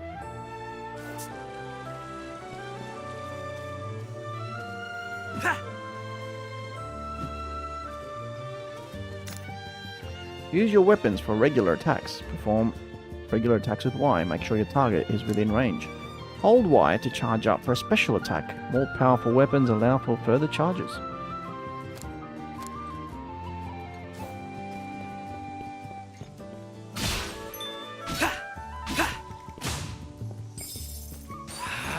Start.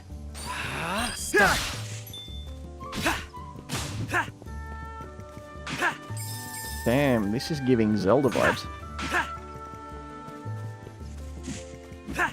Didn't even cut the grass. I'm a lawnmower. Hey, Taylor, thank you so much for the follow. I appreciate it. Have you been enjoying your time here?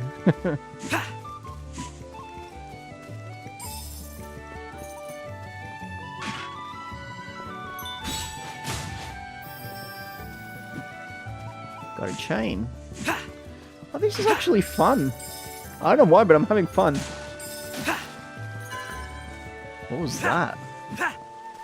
Drop bonus. Man, I'm just sitting here mowing the lawn. Open map with minus? Oh. Everyone in this game has a lot of exploration? Really? I just finished the game with a lot of exploration. I just came off Crimson Desert. Anyway. I don't mind. It seems very chill, very relaxing. I don't know why. It doesn't seem like a high maintenance game. Ah, there it is. Like I can just put the control down and relax. Oh, what a beautiful comb. A comb? It was certainly well cared for. He was looking for now a comb? to get this back to the old man. He should be waiting at the orphanage. So you reckon it might take a long time to finish the game? Key items. Memento comb. Guard against enemy attacks with your shield. Guard with R, but doing so depletes shield stamina. You can't guard forever. Should Elliot's shield stamina fall to 0, his guard will be broken, rendering him defenseless. Open your map with minus. Using the locator while you're playing to get your general bearings. If you explore everything, you'll definitely rack up some hours. Huh, good. Use the locator while you're playing it to get your general bearings and open the map when you want to check the specifics. They're especially helpful when exploring caves and ruins. Open the menu with plus. There you can check your inventory and settings. You can also review adventuring lore like this from the memories menu.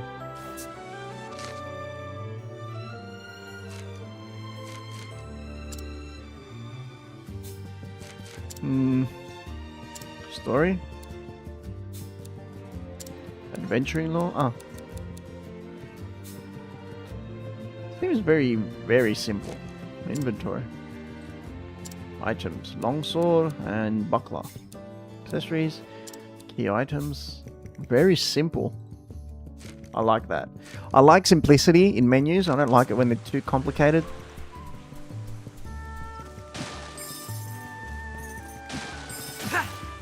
Wait, how did they say it? I suppose I could go back to adventuring lore. Guarding. Guard with R. Okay.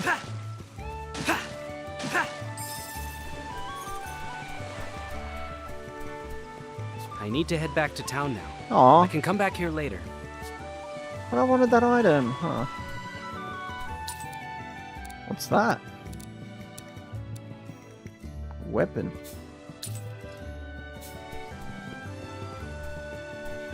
So there's no way to go faster? Oh well.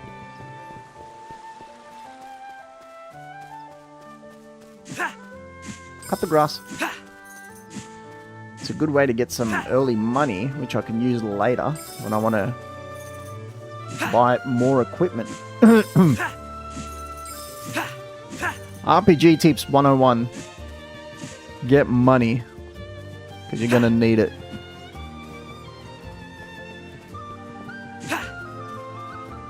Get as much money as possible early on.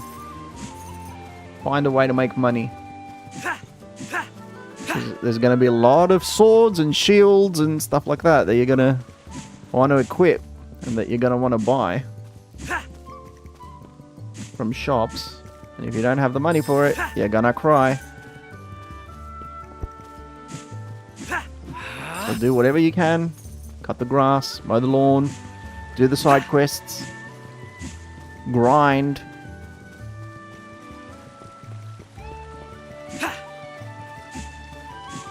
I like the red flag on the map. It tells you where to go. Alright, if I keep doing that. No. Might get a little bit dull, so.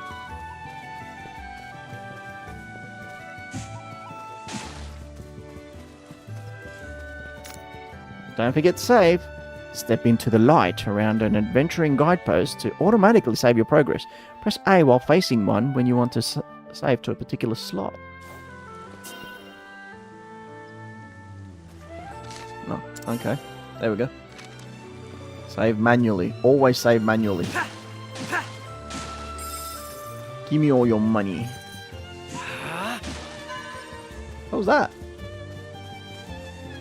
That was a healing item? There's people in here. This is the world of Philabildia. Philabildia? Philabildia. Many years have passed since the Age of Myths ended and humans began documenting history. Look at them chickens. Beast tribes, named so for their likeness to animals, engage in fierce territorial battles. Do they now? Elephants? Wow, there's a lot of areas. And humans live tucked away in a corner of the realm, protected by Princess Huria's powerful magic. Oh, they can't get through. Look at that. There's a barrier. Our tale begins in this age, in this kingdom of Huther. Huther, Huria? I think there's a connection there.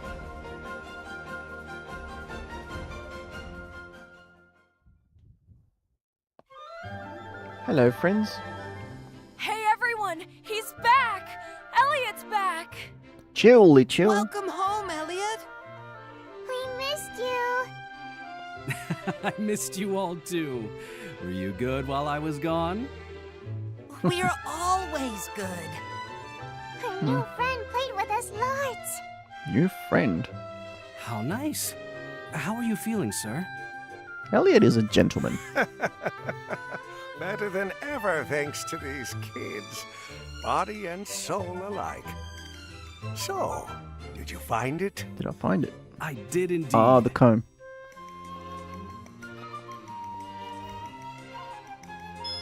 Ding! Bye-bye, comb. Oh, thank the stars. Gave comb to good-natured old No man. idea how important this is to me. Thank you so very much. I Don't mention it. apologize for not having much to give you in return. You don't have any money? Think nothing of it. Huh. This is what I do. He's got some money. Yeah, he's an adventurer. He always goes on dangerous missions. Uh-huh. And he never fails. Not ever. He's real proud of it, too. Hey, not so loud now. How come? Isn't that what you're always saying? Yes, he seems to be a fine adventurer indeed. He has my deepest gratitude.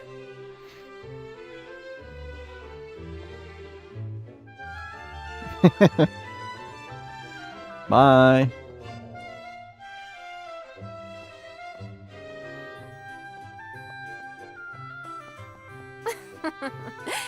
This ought to do wonders for your reputation. That wasn't my intention, Leica. You should be happy. That old man certainly was. But you didn't get much in return. He shares the herbs he finds with everyone. We can't take a lot of money from people like him. I know. But the orphanage doesn't have much money either, right? Mitchell, I Leica. guess you're old enough to understand that now. We are out of money? So, Elliot was part of the orphanage? Too much? No, of course not. So eat your fill and let me Was he worry raised about here? money, all right? Okay, eating's what I do best. Ah, we have that in I'm common. not worried. 'Cause you're the best adventurer in the whole kingdom. In the whole wide world. Nuh-uh. He's the nicest, Yeah. smartest, and bestest adventurer in the whole world. I know that. Hmm. Well, I know that better. Okay. All right, calm down, kids. Hey, Elliot. We believe in you more than anyone. But be careful, okay? Why? I will. Thank you. But being told that does feel a little embarrassing. Sir Elliot, You're the adventurer Elliot, yes? you've been summoned.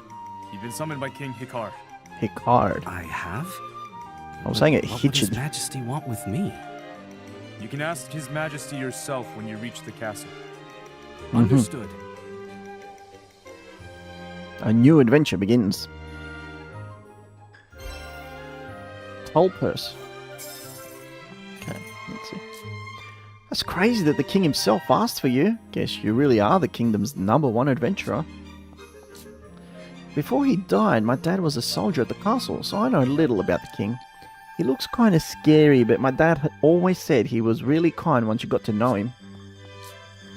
The princess is supposed to be super pretty. You're so lucky. I wish I could go to the castle and see her. A summons from the castle? I wonder what's going on. I hope everything's alright.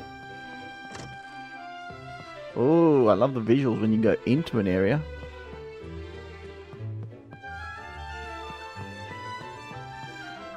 This is giving Dragon Quest. Oh, man. Give me that money.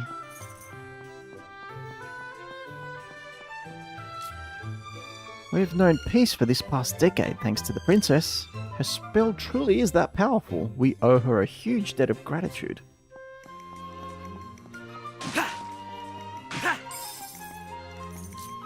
Aren't you sick of that story? Froggy are kind of lame if you ask me. I want to hear something cool. The fairy and the flustered froggy? That sounds fun. One day the flustered froggy met a fairy. What the fairy said made the froggy think. Hey, are you listening?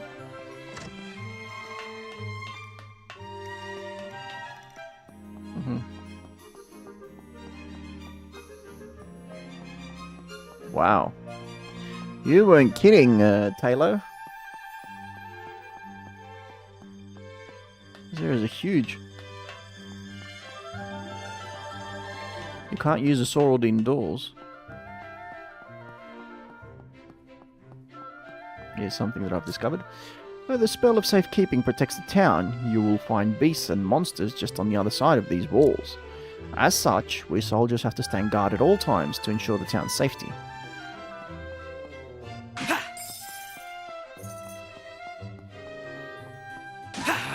What could Box. this be? Tolpus. Hey, not bad. Okay. RPG advice, part 2. RPG 101, part 2. Explore.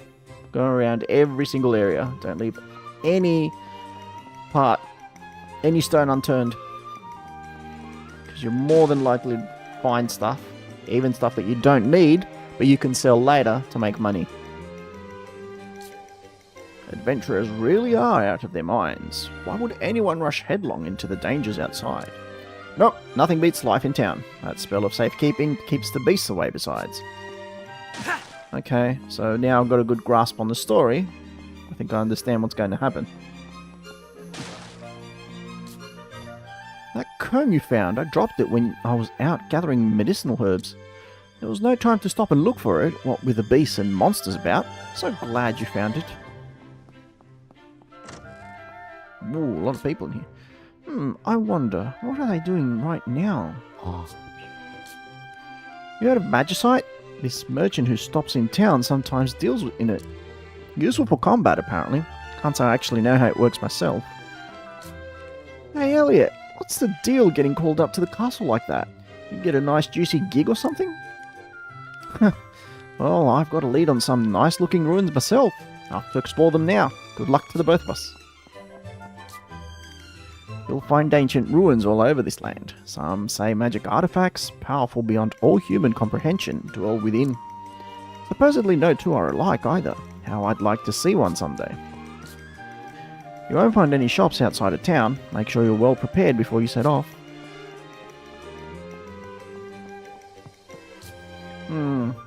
No, it's not quite right. I think we could make it better.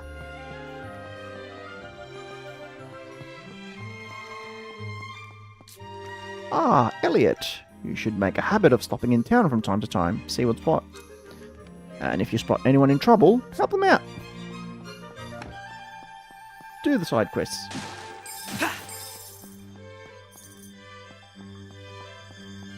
I like that it tells me who I've spoken to, so I don't have to waste my time speaking to them again. Are you familiar with those peculiar white ruins to the southwest of Hutha?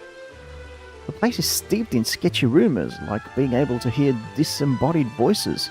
You ought to check it out if you're interested. North of Hutha is all woods, and there's plains to the west. Head further west, and it's all desert. But it's all beastmen and monsters out there. No place for normal folks to tread.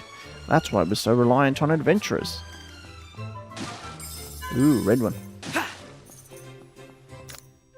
Prepping for adventure at item shops. Item shops sell goods useful for adventuring. It can be purchased with toll, the currency of this world. You can find toll in treasure chests and by defeating enemies. We're doing some maintenance right now, so you can't come through. Try again later. This item shop has all the requisite gear for an adventurer, even weapons. Don't miss out. Personally, I'd recommend the boomerang. Always good to have a ranged option in your arsenal. Empty glass vials may be filled with medicine to be carried on your adventures. Be sure to stock up when you can. Recovery medicine is a good standby.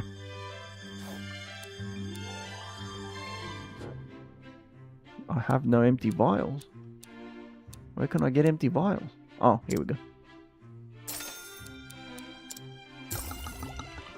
Look.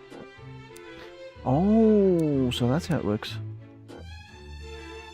Insufficient toll. Oh.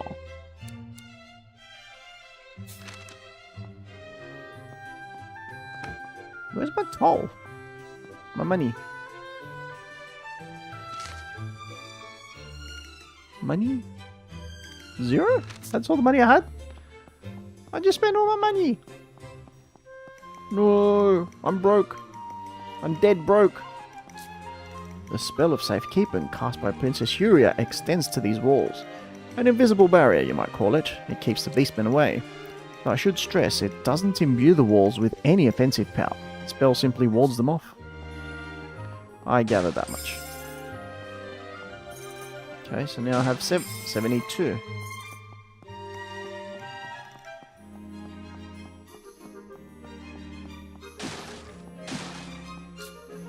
This gate leads to the northern forest, Neverwither. However, the gate is undergoing an inspection, so you can't pass right now. Naturally.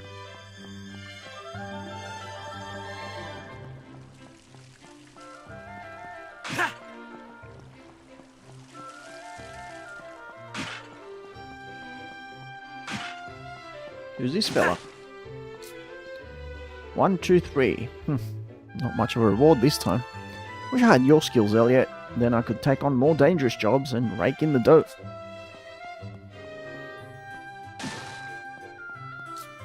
Did you hear the rumour about those new ruins what got discovered? Kyfried's always really invested in new ruins. In fact, lots of folks have died on his expeditions to them. Expedition 33. I'm betting the king went alone to take any soldiers this time. Wonder who's gonna get that short straw. Yep, I wonder. Kyfried's mans. Lord Kyfried has been veritably obsessed with the exploration of ruins these last few years, even more so than before. He should very much like to explore the mist ruins in the woods to the north, but I understand His Majesty said no.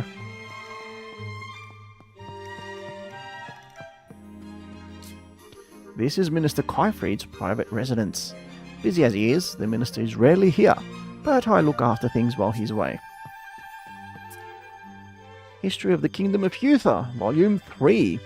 Having lost the magical foundation of their society, humans were reduced to living in the rubble of what was once a glorious city.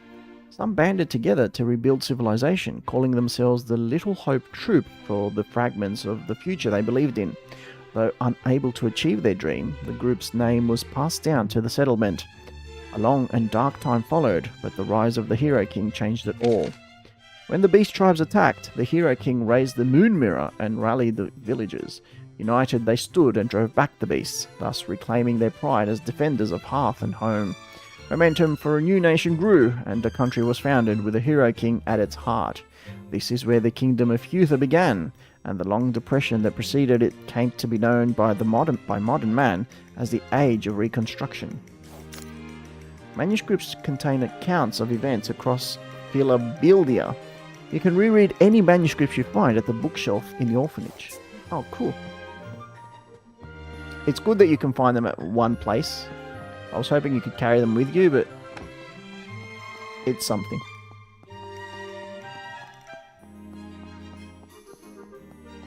Okay, I think I've spoken to pretty much everyone in town. No? No. The Hero King founded this country, but beyond that, he was a big proponent of the keeping of history and the study of magic. It's thanks to that we've been able to reclaim some of the knowledge previously thought lost forever. Hundreds of years ago, civilization up and went kaput, and all the researchers and such disappeared. But some folks managed to piece that knowledge back together little by little. That's why we can read books and stuff right now.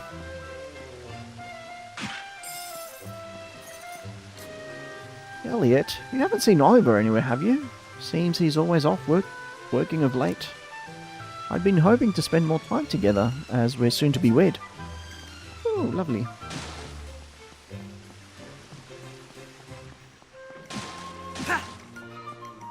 And what's this house?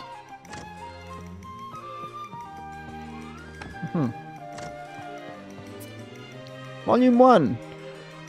Over 1,000 years ago, humans began to settle on the east side of the continent, owing to a new water source created by the eruption of Mount Phoenix. Before long, people came from other areas, children were born, and a settlement was built with a chief at its center. This place was known as the village of Hitoyori. Unfortunately, the frequent beast tribe invasions made life very difficult for its people. Then, a savior appeared and bestowed the humans with the art of magic. With this new light in hand, they blazed a trail forward and built the foundations for a magical society. This era, where magic began to take root, came to be known as the Age of Budding by the people who came after. Cool. Wish I had something to stop my child being so lonely. Aww. Wish I had a friend, but I'm too weak to play outside. Oh, that's sad.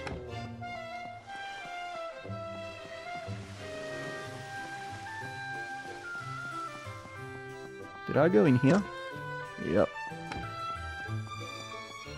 And this is where I started from. Now I'm obsessed. Now I'm on the orphanage bookshelf. You can peruse the manuscripts you've collected from the bookshelf on the second floor of the orphanage.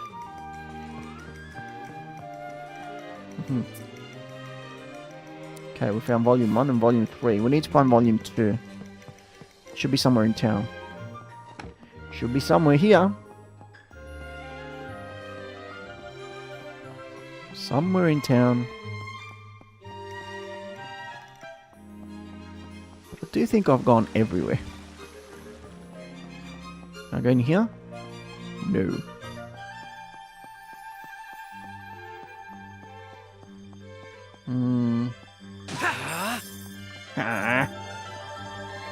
Yeah.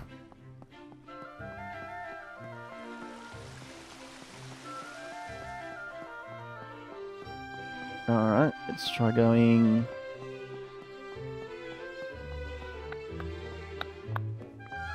this way?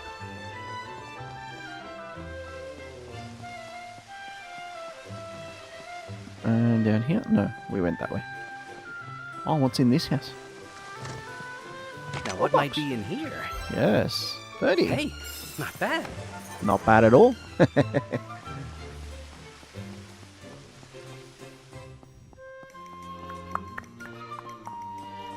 Can't believe I'm still in the opening area. A lot of exploration. Not a bad thing.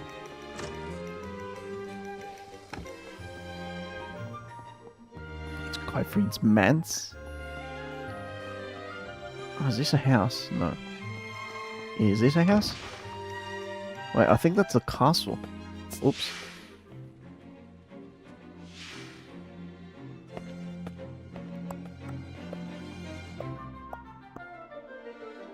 Oh, let's head back to town.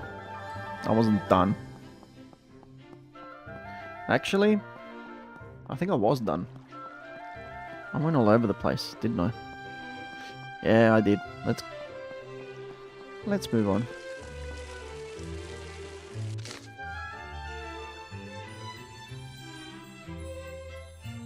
Yeah, I literally explored everything. Okay. Appeal for an audience with King Hikard.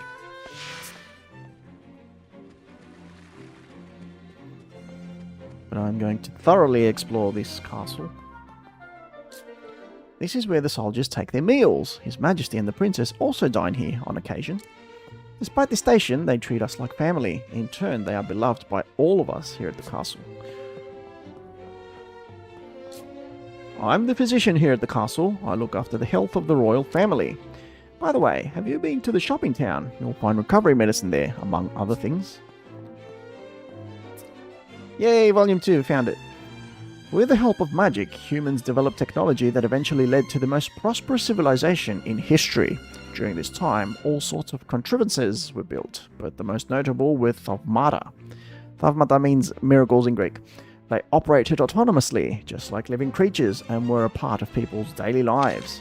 There were, however, frequent instances of Thavmata running out of control, and humans could not sustain the civilization on their own.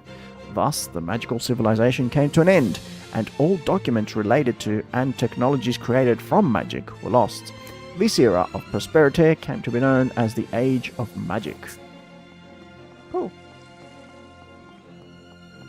Something tells me that I'll be reading those again at some point.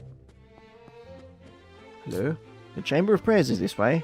It is where the princess maintains the spell of safekeeping. The peace we enjoy now is thanks to her constant efforts. To say she is the cornerstone of the kingdom is no exaggeration. Alright, can I go there? No. Chamber of Prayers. What, that's it? Wow. Literally nothing else.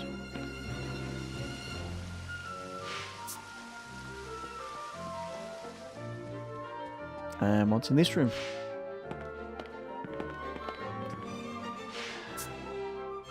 Royal Study for Magic Research. And what's that? One historian's journal. I finally finished compiling the kingdom's histories. It started as a draft I wrote when I was young, but I've revised it many times since then, and I can now say I'm satisfied with how it turned out. Even His Majesty was pleased, but the work's not done yet. I need to record the adventures of His Majesty, the Hero King. I'm pretty proud of myself for giving him such a great nickname, but His Majesty doesn't seem to agree, saying that the title of Hero just doesn't suit him. He also seems a bit embarrassed about me writing down his adventures. Still, I think it's important that his story reaches future generations. The adventures he embarked on are sure to light the way for those yet to come. Now, where should I begin? This is going to be so much fun.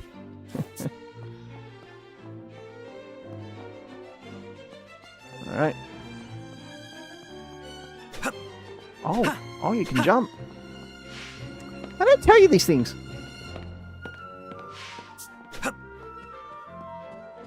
And up we go. These are His Majesty's quarters. Please do keep your distance. Whee! This is the princess's private quarters. Have some decorum, would you? Alright, let's meet with them. We have arrived at the throne room. It is an honor to meet you, Your Majesty. I am Elliot. I have asked you here because new ruins have been discovered within Beast Tribe territory. There may be things we can learn of magic within, so I would like you to investigate. But of course, Your Majesty. Your Majesty. I do not ask this out of desire for power. I ask because I wish to help my daughter, who shoulders the safety of this kingdom, all alone. I understand. I will do everything in my power to be of service. Good. Failure will not be tolerated. Oh, sit down. This will be a dangerous task. Please be careful. I appreciate your concern, Princess Huria. But you needn't worry. Facing danger is what adventurers do. Rather confident, aren't we? No, sir. It's not confidence per se. My family believes me to be the greatest adventurer in the world. I'd hate to disappoint them. Your family sounds wonderful. They are. They're children from the same orphanage I grew up in. And you do this. Put your life on the line. For their sakes? Some think me odd for it. I see. Well, allow me to help you.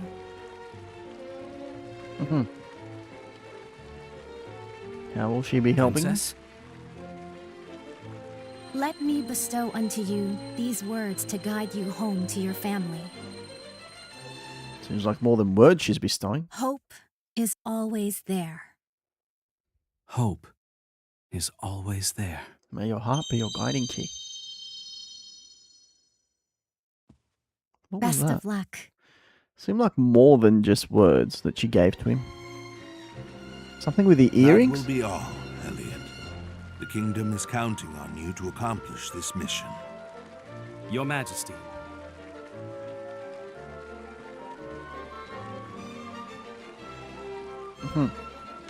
Where's the nerd going?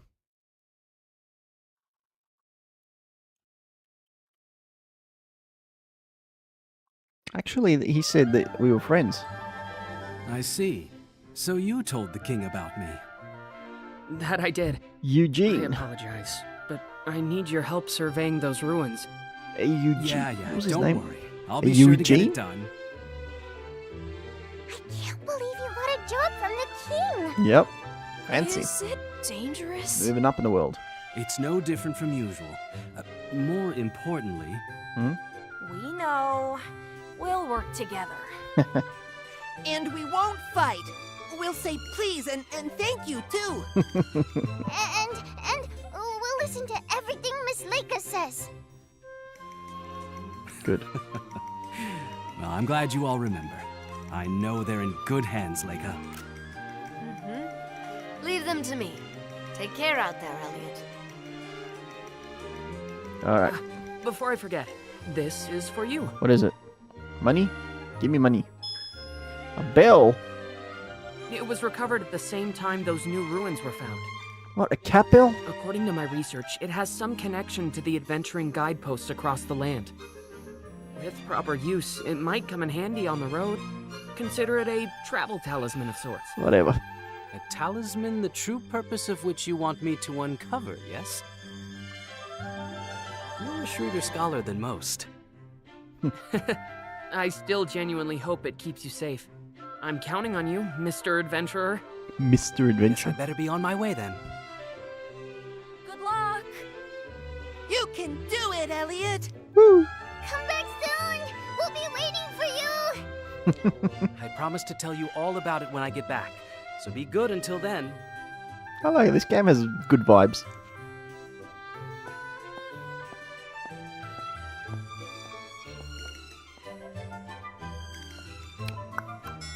Ding. Are those children your family? What? They all seem very mature. Excuse me? Who said that? What the? I apologize for startling you. I didn't want to interrupt your goodbyes. Okay. Is that you, Princess Huria? Now she's spying on me. Indeed, it is. I took the liberty of casting a spell on your earrings earlier. This will allow me to help you on your journey. Help me or Princess? spy on me? Helping me? Yes, to the very best of my abilities. Yes, but... Her Highness wishes to help you. Why not let her? Because I want my privacy? A fair point. Thank you, Princess. No, thank you, Elliot.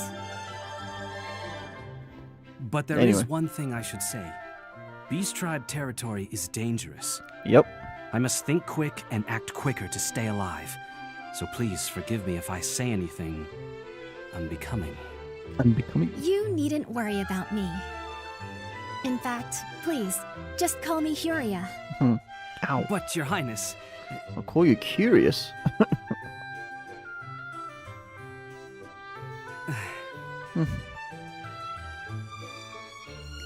Very well. Let's be on our way then, Curia. Yes, the ruins await.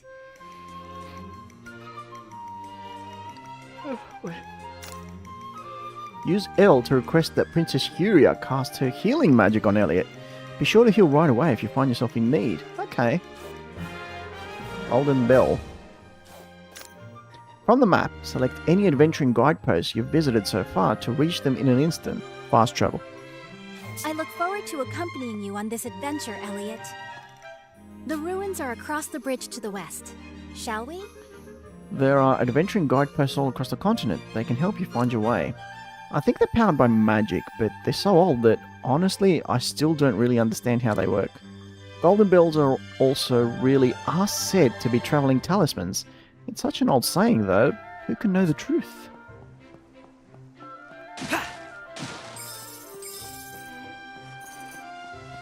Alright.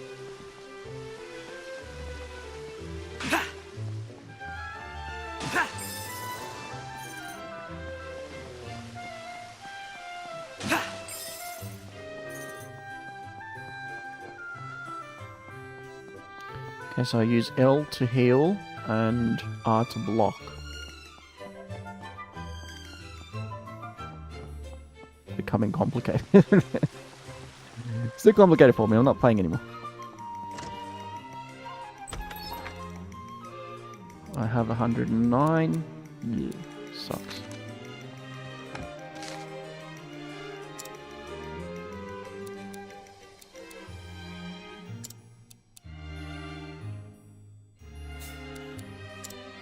Pair of earrings worn by Elliot, enchanted with Princess Huria's magic, allowing for long-distance communication. A mysterious bell connected to the adventuring guidepost, said to have served as a protective charm for travelers in antiquity. Antiquity.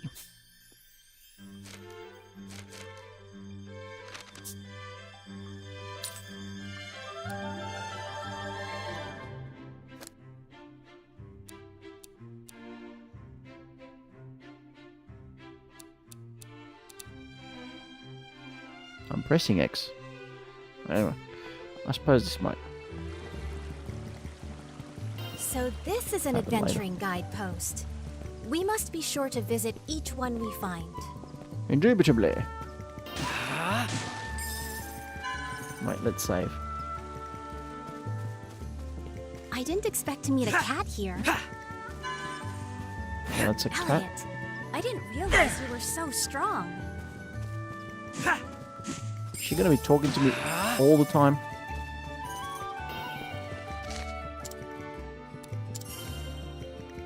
Wow, it's already been almost 40 minutes since we started. Out here, you're no longer protected by the spell of safekeeping. Be wary of monsters and beastmen. Ow. You seem very calm. Come get me.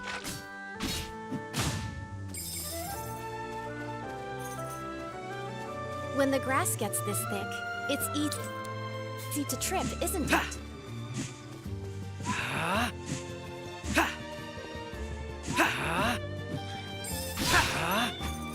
Hit me.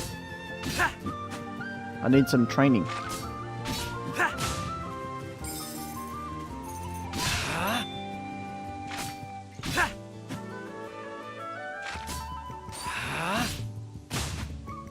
Okay, good. I need to get stronger. Stop.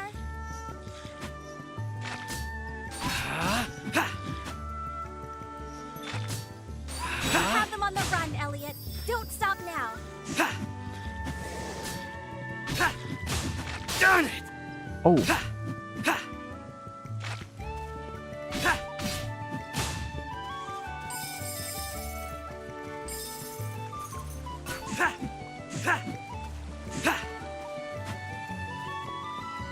So you need to be careful. Huh? You seem very calm. There.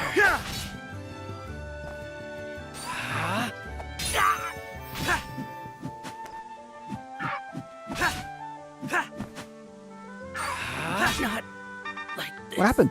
Elliot, I lost. stay with me.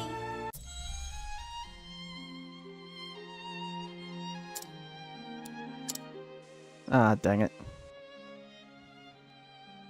Dude, that's why I said I need training. I need to learn to keep an eye on my health and everything. Just imagine the Lucid bloody died already. It's like When they the just grass gets sent this me on a thick, mission. It's easy to trip, isn't it? Good thing I saved. Bloody hell. Out here, you're no longer protected by the spell of safekeeping. Be wary of monsters and beastmen.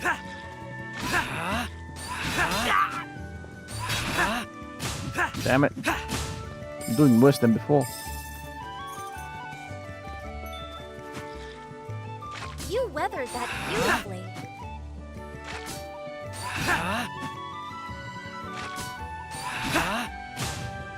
I think I should use my charged up attack. The regular attacks don't do anything.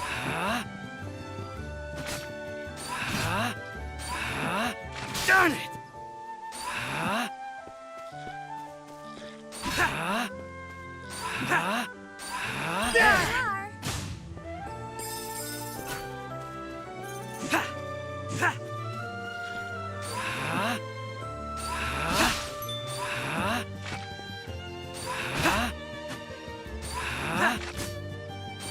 You have them on the run, Elliot. Don't stop now. Cool.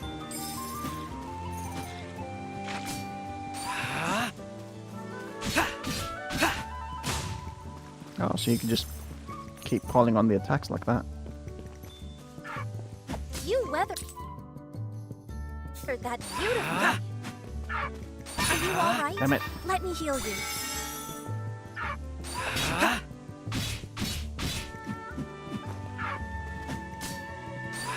Stop! Stop! Okay, they're tough.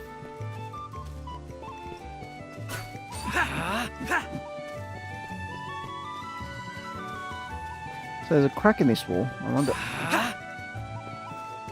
Maybe later. Please, lend me a hand. Yes. Well, that appears to have worked. Don't hesitate to let me know if you have further need. I won't hesitate, don't worry. Okay, let's keep the going. enemy has found us.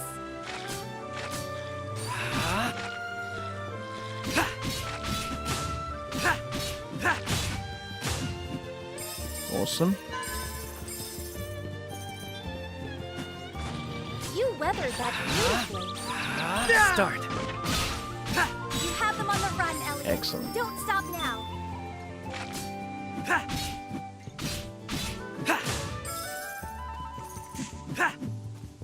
Ah, fella's pretty good with the sword.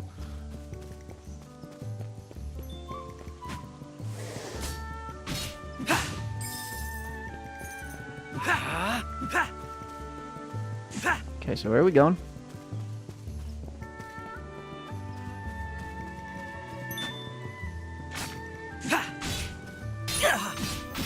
Whoops.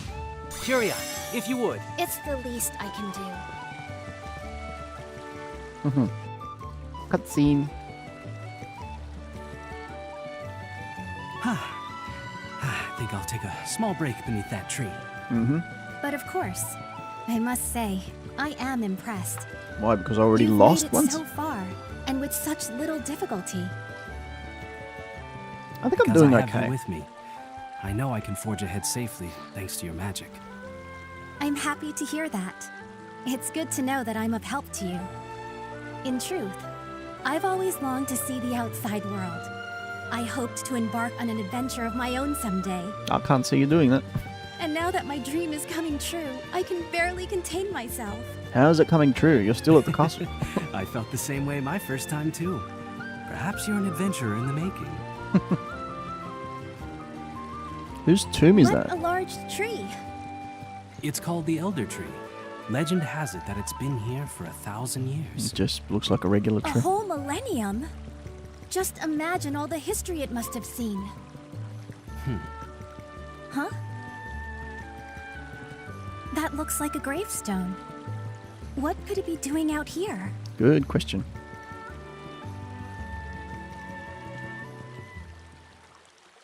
To tell the truth, this is where I was found as a baby. Really? It is? 20 years ago, an adventurer found me under this tree. That's who brought me to the orphanage. The man whose arms I was found in had already passed away. This is his grave. Was he your father? Who knows? I'm told there was no way to determine his identity. I was left without a clue as to what my real name or birthday is. Wow. The adventurer who found me named me Elliot because he found me beneath this elder tree. I see. Why did that man bring a baby here? It's a mystery to me, but I'm sure he had his reasons. Yep, he must have. After all, not everyone can live in a town protected by magic. Nope. Despite the danger, there are more than a few who elect to enter the Beastman territories. Money? And to lose their lives by doing so.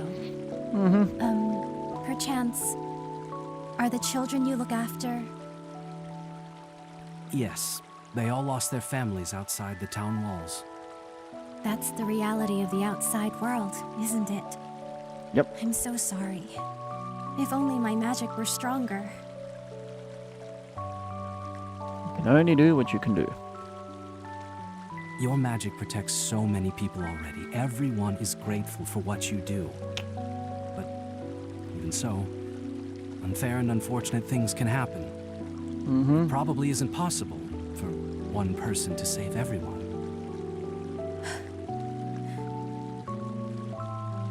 I understand. Thank you, Elliot. You're doing your best to save those whom the kingdom and I cannot. You think too highly of me. I became an adventurer simply to earn a living.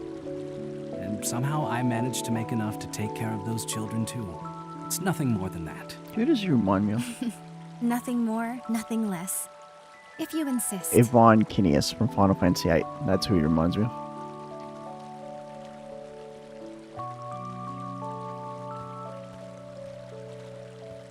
Well, shall we move that's on? Enough of a rest. Let's go. Yes, let's be going. Good. The ruins shouldn't be too far off now. Good to hear. You seem very calm. Should I be worried? Damn, he's tough. I thought that in between slashes you'd have to take a break or something, but no breaks. Yoink. Hit me. You're so dead. Ooh. You have them on the run, Elliot. Don't stop now. I ain't stopping. Maybe we should go down this way. Hello.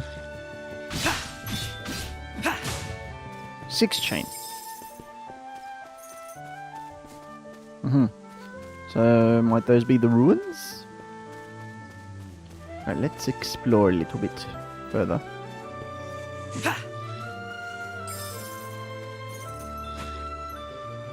Ooh, here they come. You weathered that beautifully. Come at me, bro. Cool.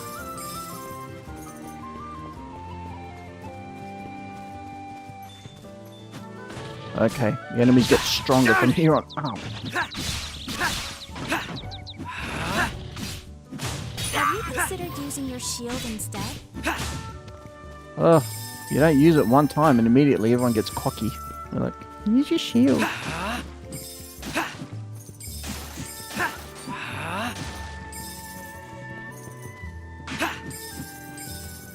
Cool.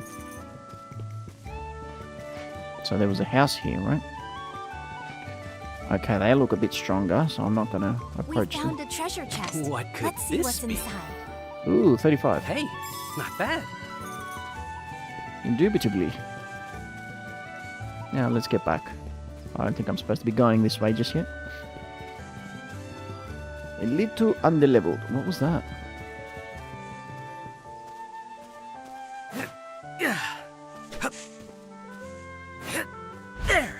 Oh, really?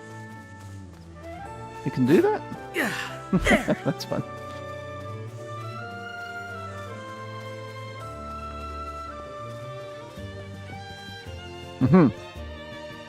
So, these are the ruins. Those are the ruins. Yes.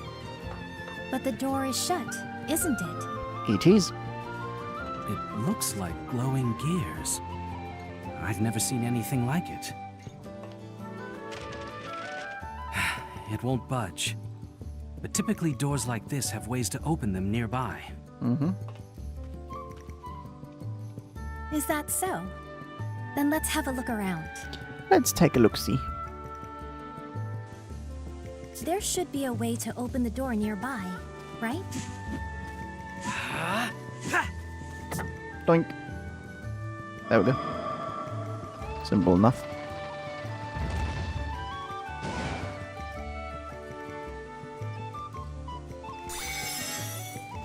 Ah! The door opened! Yep. I certainly did. In we go.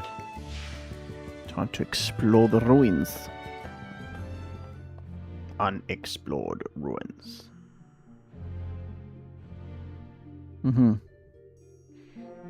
Pretty soon, that will be the I explored must ruins. admit that I'm nervous. I've never explored ruins before.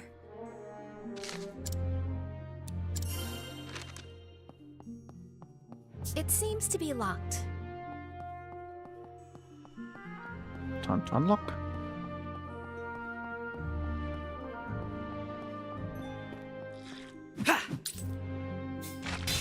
Oh. That was dumb.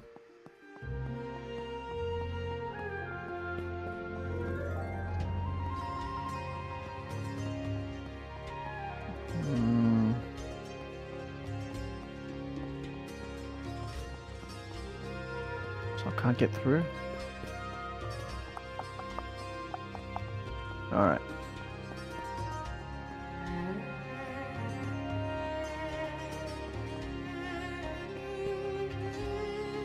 So I don't think that there's any other way to go. Whoa.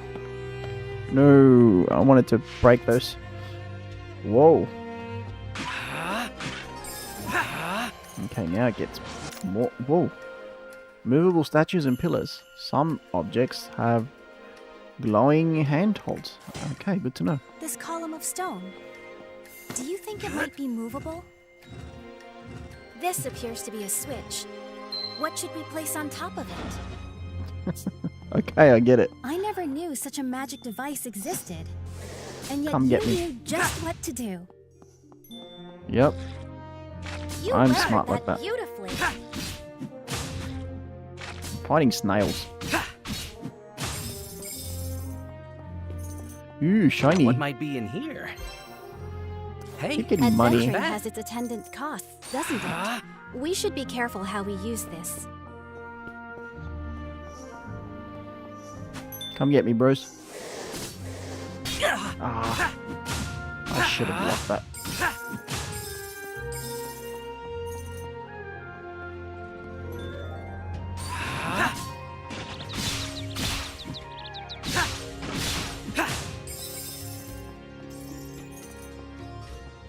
What's this? Ladder. Wait. What? I need a stinking ladder. Wait, I can jump, can't I? I can.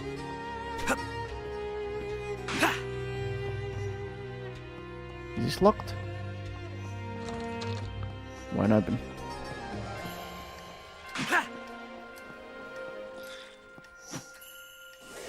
You seem very calm.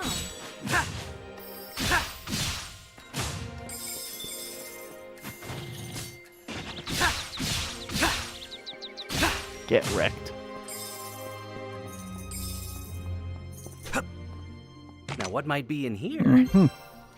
Blue unexplored ruins a key. key. Let's look for what it will open. I wonder.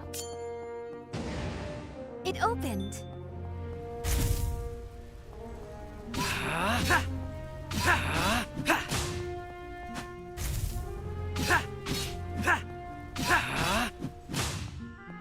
Excellent.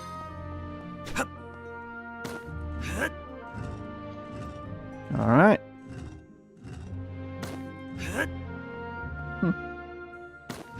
Pretty chill game. I like it. I Oh. think the switch responded to that.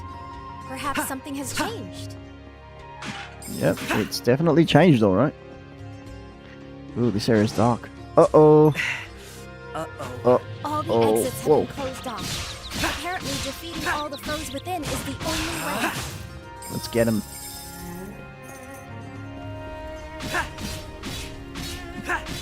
Smack him.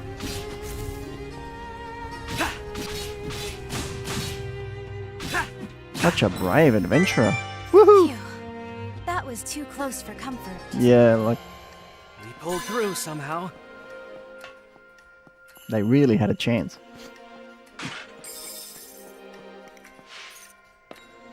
I'm enjoying this combat system for some reason. Whoa, look at that. You seem very calm. You're doing wonderfully, Elliot. Can you keep it up? Oh. You broke my combo.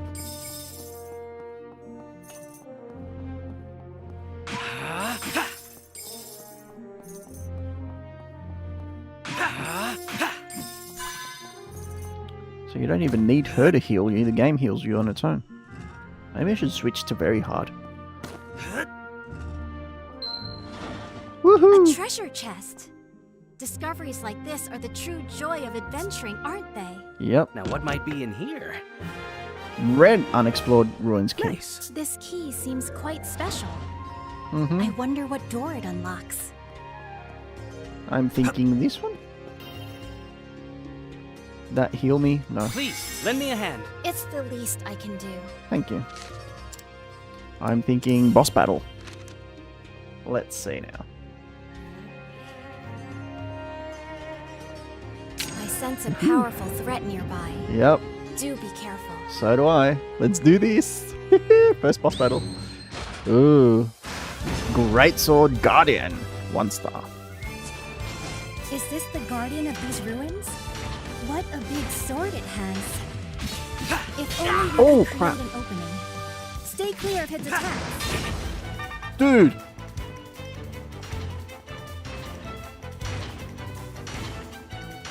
Healing, please. Allow me to heal you.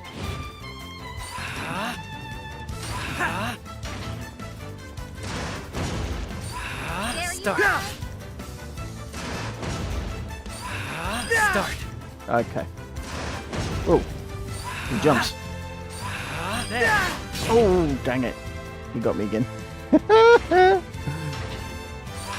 Start. Start. Nicely done. When the moment comes, go on the offensive. Smack him. Their desperation is showing. Stay on your toes, Elliot. Are you all right? Let me heal you. There.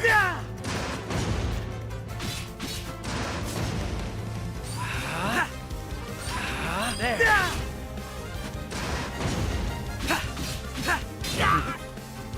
Crap.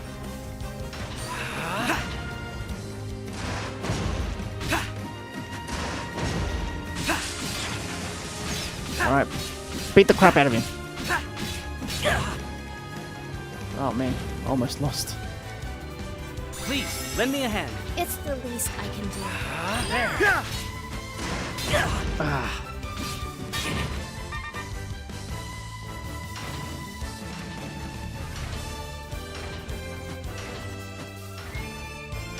Alright, let's be on guard. They're on their last legs. Keep at it, Elliot. Come on. Yes, we did it. Nice. Woohoo. He dropped something. You did it, Elliot. Woo. That was amazing. Oh, look at all that gold. Oh, that's not gold. Healing, please. It's the least I can do. We make a great team. I hope she sticks around. What's in here, I wonder? Epic boss battle. What on earth could this be? I cannot say. I've never seen anything like this before either. The ruins seem to end here. Perhaps it's related to some ancient magic? Perhaps. Elliot? Doesn't this look like a giant door to you? Yeah, duh. It does. Does that mean you can open it? Is there a switch? Well, it's just a hunch. Huh? What's the matter? Curia? I apologize. The guard was just reporting. A group of adventurers fled back to town after monsters attacked them. Not all of them made it back, however, and it will take time for help to reach them. Where are they? In the Mist Ruins, north of town. But no one has officially surveyed the area, so... Forgive me, Curia. I know I'm on the job, but these ruins will have to wait. I'm only here today because someone nearby stopped to save an orphan baby. So I cannot turn a blind eye to anyone in need of help. That's the kind of person you are. How do you get I by? want to help them too. To the Mist Ruins, with all haste. Thank you. I'm glad to have you as my partner. Whoa, whoa, whoa. I'm just As helping I you, buddy. am you.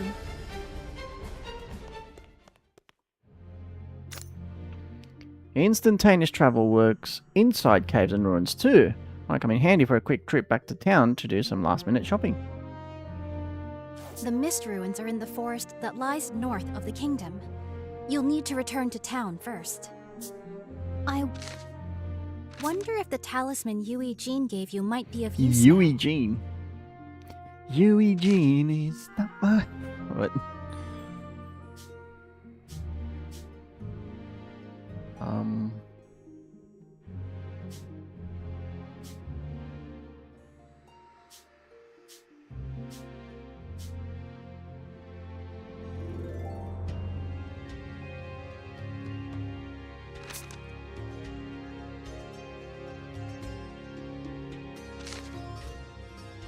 How do I...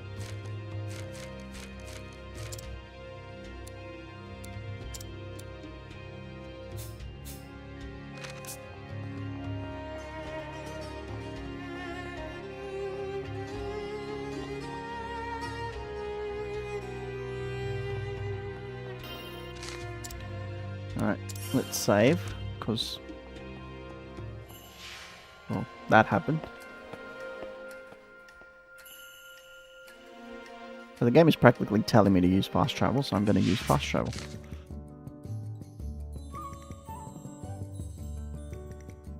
Yoink!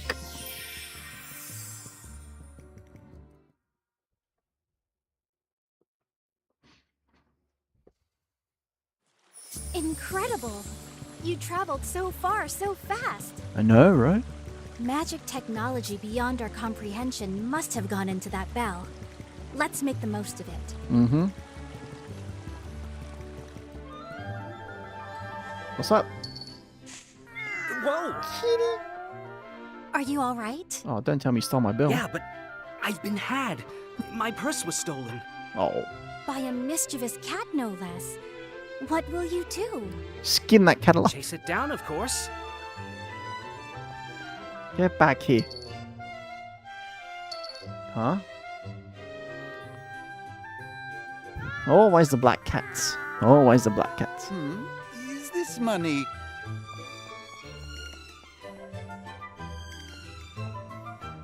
That's my money. Perhaps yours? Yes, that cat robbed me. That Sorry cat is a about that. burglar. It's a cat This burglar. cat is like a friend of mine. He doesn't normally act this way, but maybe he felt a connection that prompted him to lead you here. Is that so? Here's your money back, and take this. Apologies for the trouble. What you got going on here? This is a magicite fragment. A piece of crystallized magic. With enough of them, you can form a whole stone. Really? Magicite will aid you, granting its blessing on those who open new paths. You look like you know how to handle yourself. I'm sure you'll put it to good use. I'm sure I will. I'd heard rumors of a merchant who dealt in mysterious stones. So those rumors were about you. I appear before those who need me. Just like you and this cat. It seems we were fated to meet. I doubt this will be our only meeting. Now then, how about forming some magicite? We can do that. Magicite fragments. Use the magicite fragments you've gathered to form new magicite. Magicite will be formed randomly based on your form rank. Equip it via the menu. The higher your form rank, the easier it will be to acquire rare magicite. And all you have to do to raise your rank is keep forming magicite. There might even be additional benefits to raising your rank. Alright.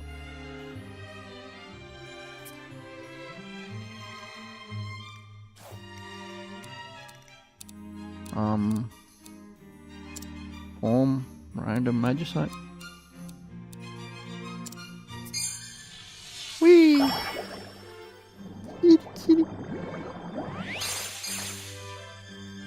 Okay. Results. Shield repair, critical rate up. New magicite. Total What guard, powers lurk critical within, damage I up. wonder? No idea.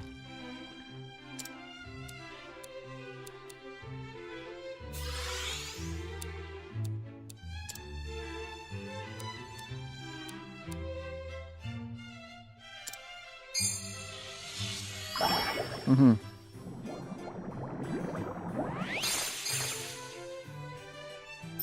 So how do you use them? It's new magicite.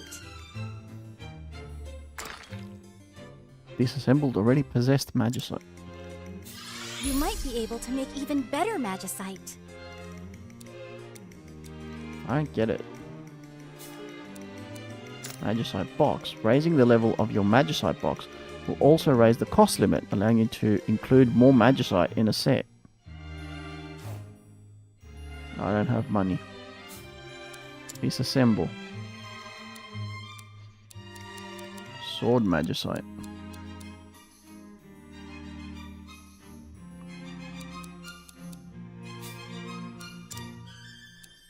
So, like, can you keep doing it indefinitely? Insufficient magicite fragments. Okay.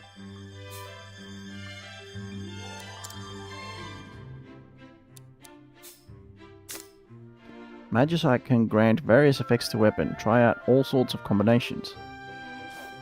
What a mysterious merchant. That was the first time I've ever seen someone make magicite. Now then, if you're ready, we should head to the northern gate. The mist ruins are in the forest beyond. Right. Let me see this magicite stuff. A new menu appeared. So by doing that...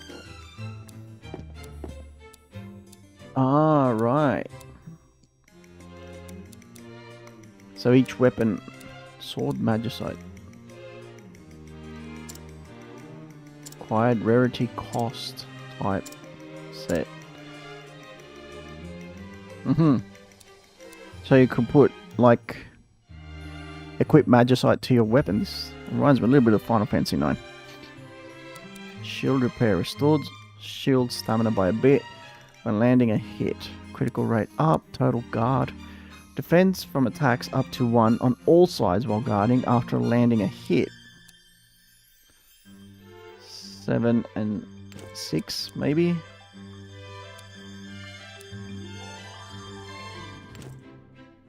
Okay, I think that's good.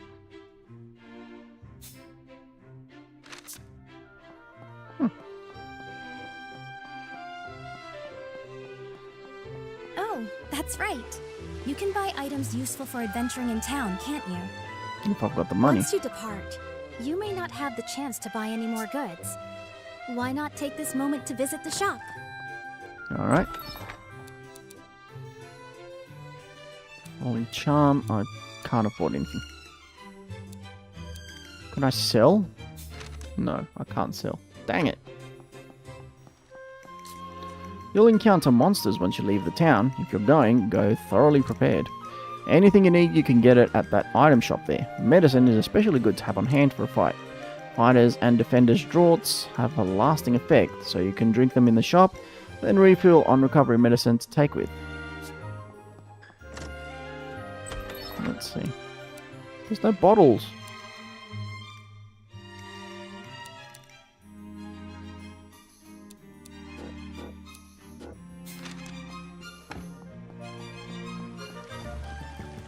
Wait, no, not this way. I need to go out the northern exit this time. Which is... No, that's the castle. Maybe next to the castle? There we go. The woods through here are home to a beast tribe known as the Brid. They're a burly lot and good jumpers to boot. On top of that, they're skilled with weapons, especially bows, so even keeping your distance isn't enough. Some people say the Brid worship Grand Tree. Beast tribes are very protective of their I think territories. you carry her. So perhaps seeing the Brid nesting there gave them that impression. Mm-hmm.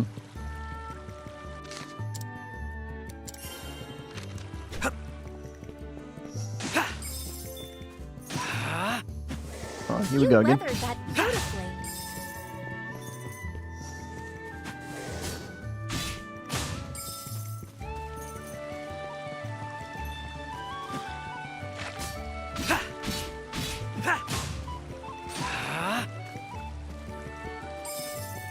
Hello there, kitty. How adorable. Get wrecked. I swear some parts of this game look like they were made in Minecraft.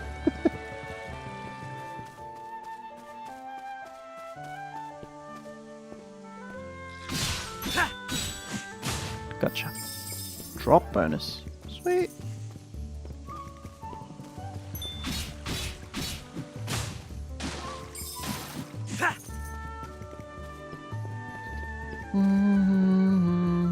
It can be easy to get lost in these woods. Never with her. But stay on the path, and we should reach the Mist Ruins.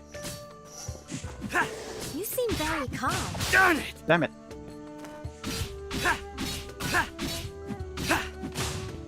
Gotcha. Okay, this area is going to be a bit more difficult. There's a lot of chickens here. Crap. Hurry up. Crap. Are you alright? Let me heal you. Hit him. Nice.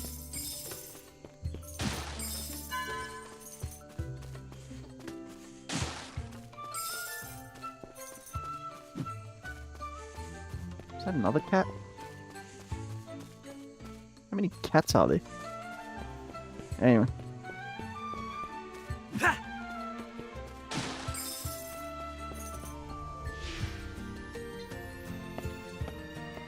Let's see what's going on in here.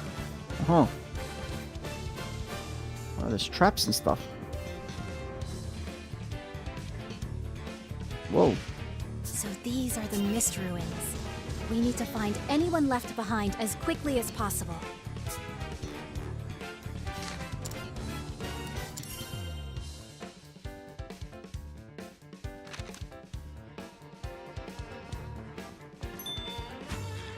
You weathered that beautifully.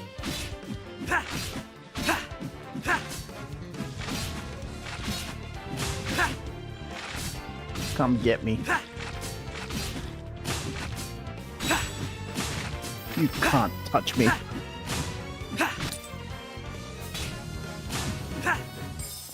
Is that all you got?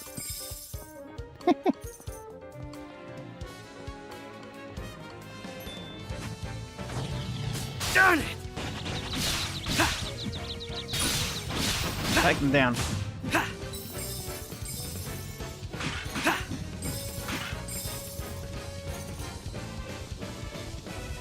seems to be locked.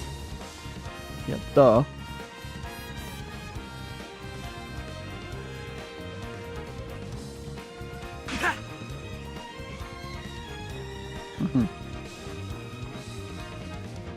Oh boy. Oh boy. Don't you wonder what might be inside that? Let's open it and see. Not bad. Okay, great. Now I have to go back. Oh no! Are you all right? Let me heal you. Healing, please. You should be okay now. Yep. All better now. There we It go. opened. Open sesame. Should I go this way?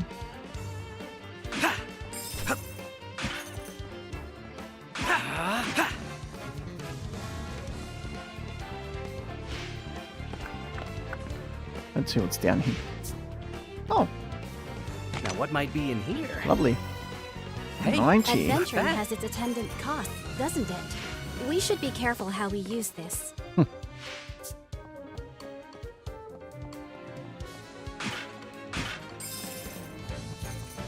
Oh boy.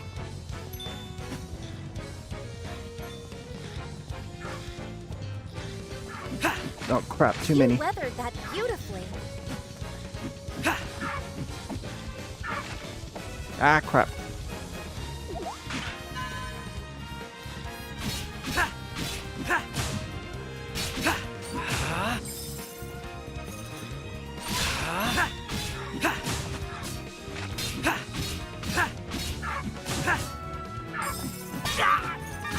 Please, lend me a hand. Allow me to heal you.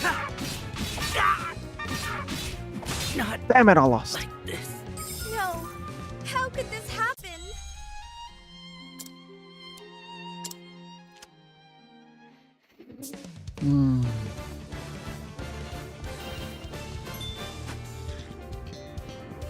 You weathered that beautifully.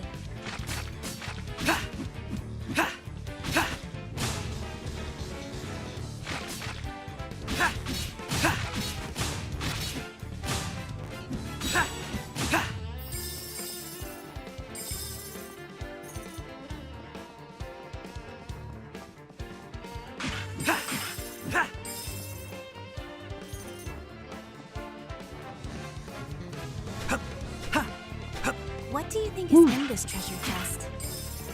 I know it's Now, in what that might be chest. in here? Hey, We not found a bad. key. Now to find a lock.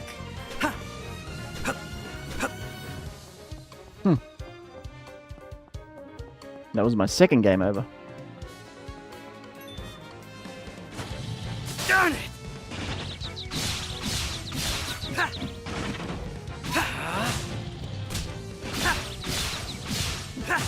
Teach him a lesson.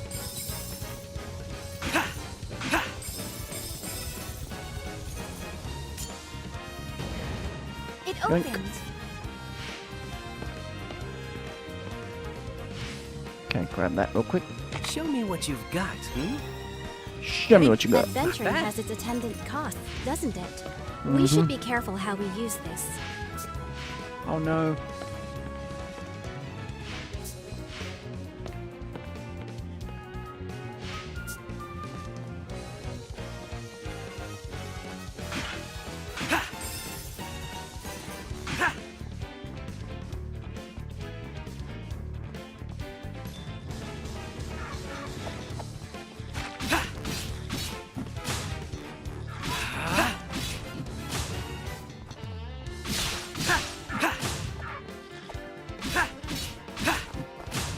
You know, sometimes you just need to be a bit careful. Like, wait for them to attack, and then... Like, sort of... Yeah. There we go. Like, I don't need to hold the shield up or block all their attacks. I just need to... Healing, please. Allow me to heal you. sort of, like, just avoid them. This appears to be a switch. What should we place on top of it?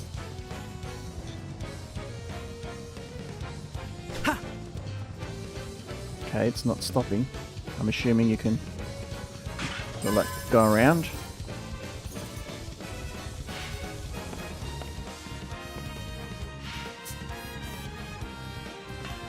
Okay. Oh no! Now we're in for it. We Oh, seem what? to be trapped in here. That leaves us no choice but to fight. Void!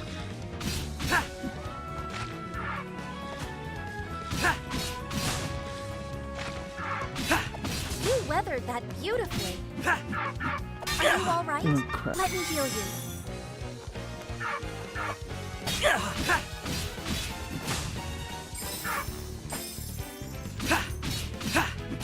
Take that. Phew. That was too close for comfort. Yep. Pulled through somehow. Somehow. I like that it's not easy. Make that make sense. I like that it's not easy. Anyway.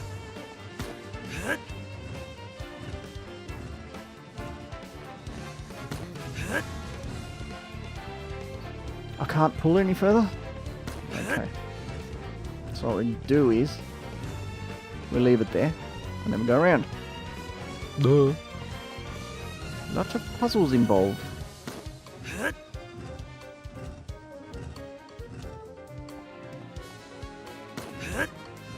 Push.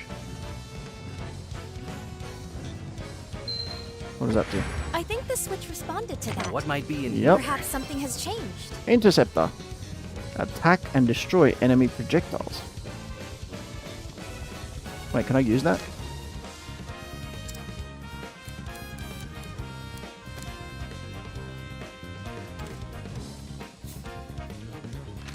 How do I use that?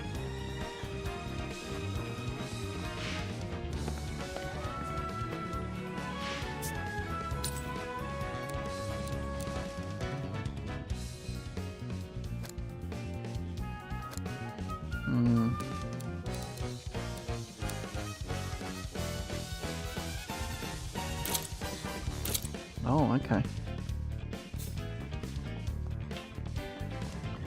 Anyway. Hello, fellow adventurer. Ugh, beastmen showed up one after another. I couldn't get away. Thanks, you're a lifesaver, but you've got to help everyone else still in here. There are still others in here. We need to find them before anything befalls them. Please, lend me a hand. Allow me to heal you.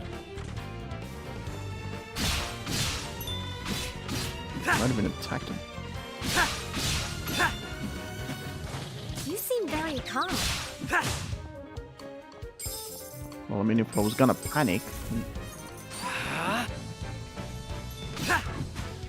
Ah, stupid chickens. Ah, crap.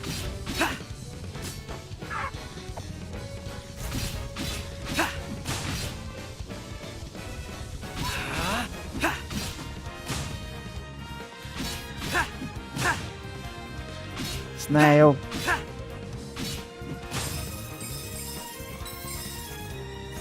Please, lend me a hand. It's the least I can do.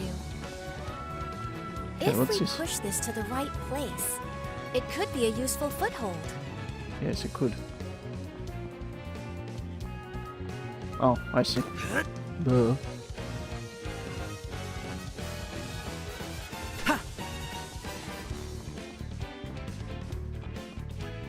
Can't climb.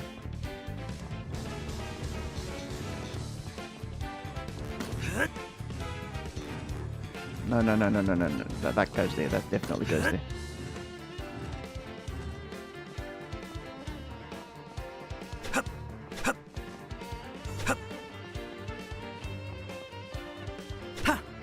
No.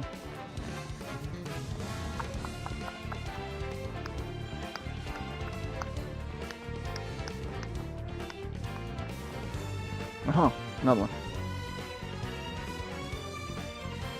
My curiosity brought me this far, but I was careless. There should be others in here. I'll be fine now. You have to help them. There are still more? There's no time to lose.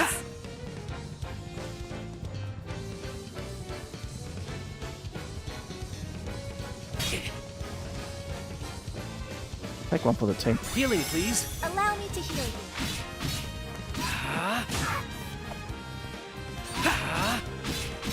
I believe they dropped something just now. Yeah, it's like, what is it? Cherries?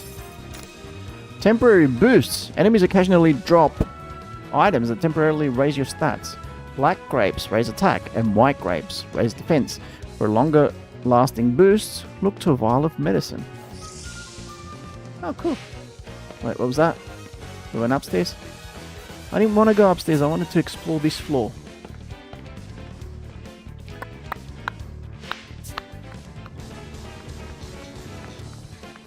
See? Oof, thanks a lot. I thought I was up a creek getting stuck in here. But I wasn't the only one. Please, make sure the others all escaped. Dude, how many of them are you? I'm worried what did about I that say? adventurer. I pray they're unharmed. How many of them are there? Well, I've made a lot of money. That's something. Mm-hmm.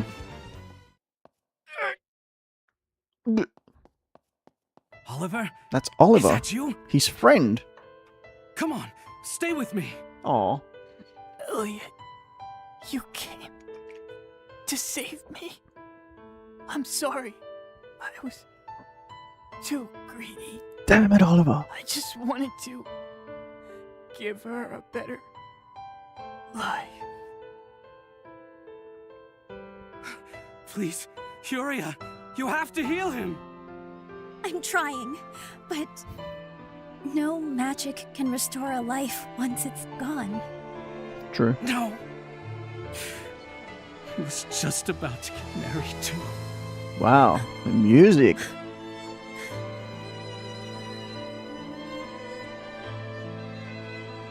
Jeez.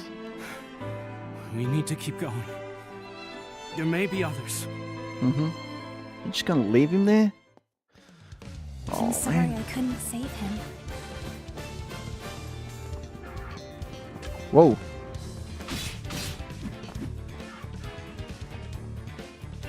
What the?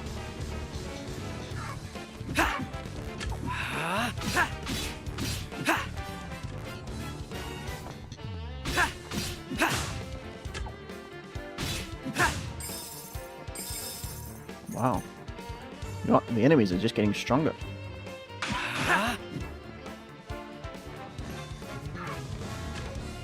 You missed me. Bring it. Oops.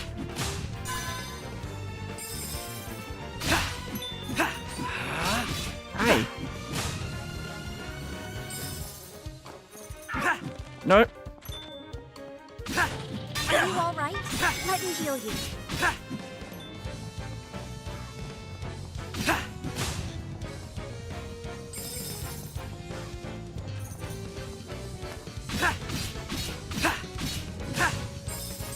When it comes to enemies with ranged abilities, all you have to do is get kind of close to them.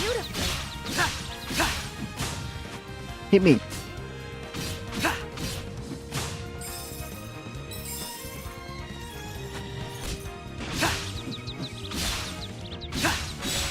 Nice.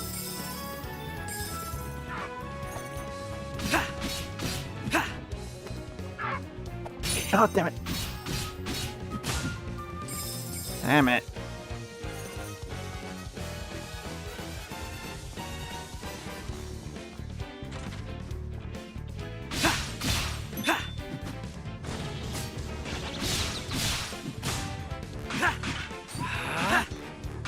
It'd be nice if I could find something that heals. Please, lend me a Anyway. hand. You should be okay now.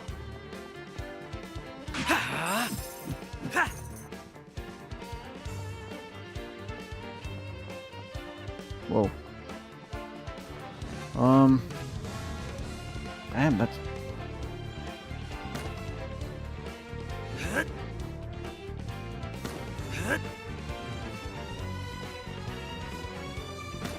I've got this, don't worry.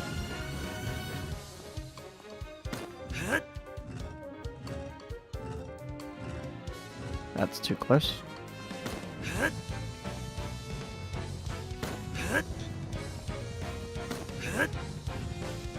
That should do it. Let's see.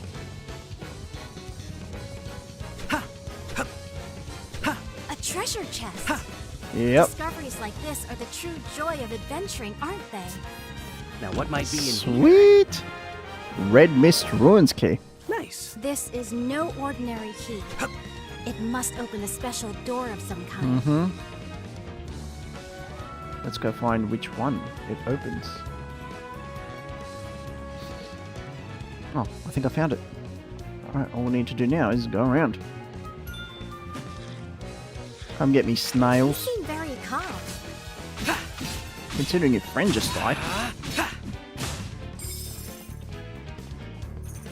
Do-do-do.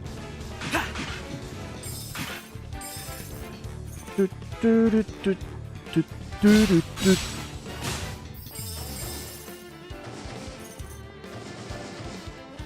1, 2, 3. Out of my way.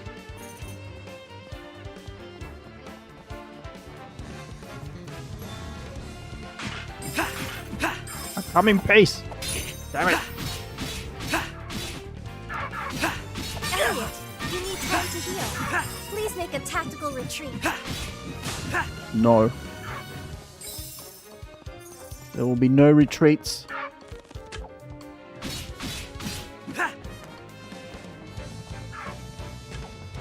Is that all you got? Lovely.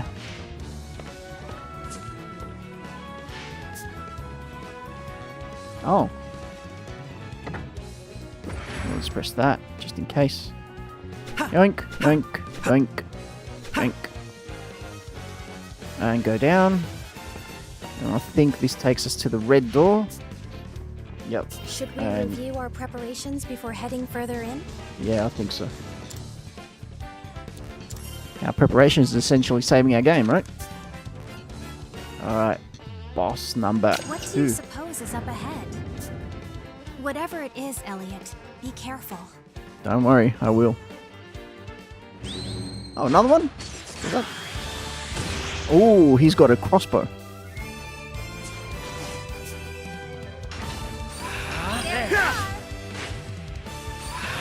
Oh, crap. There. Stop. No, no, no, no, no, no, no, no. Start. Take that. No, you don't. There. Whew. There. He's not as tough as the other one. There. No, no, no, no, no, no, no, no, no, no. Nicely done. When the moment comes, go on the offensive. Start.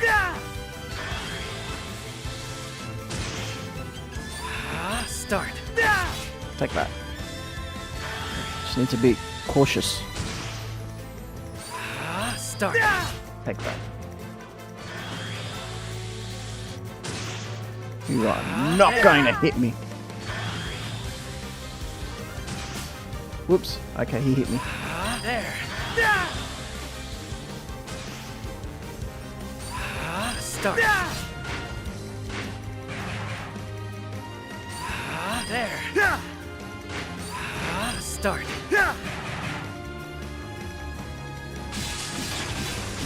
Get him. Seems they were holding back before. Now the real fight begins. What? There.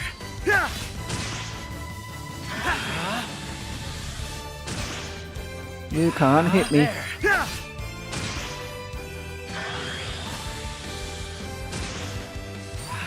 Start.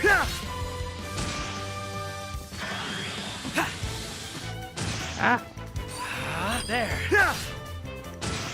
Okay, this really isn't doing anything. Start. Oh, you creep. Ah, get out. You seem very calm. Start. Oh, you bugger.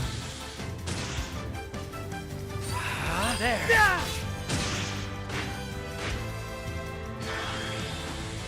What are you? hopping all over the place for? Start. There. You need time to heal. Why did I do that? Please make a tactical retreat. There.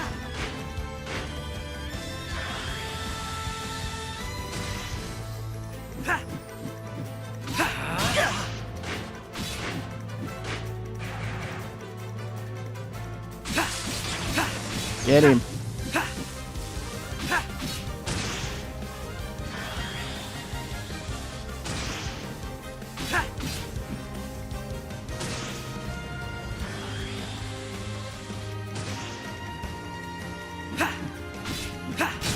Damn it.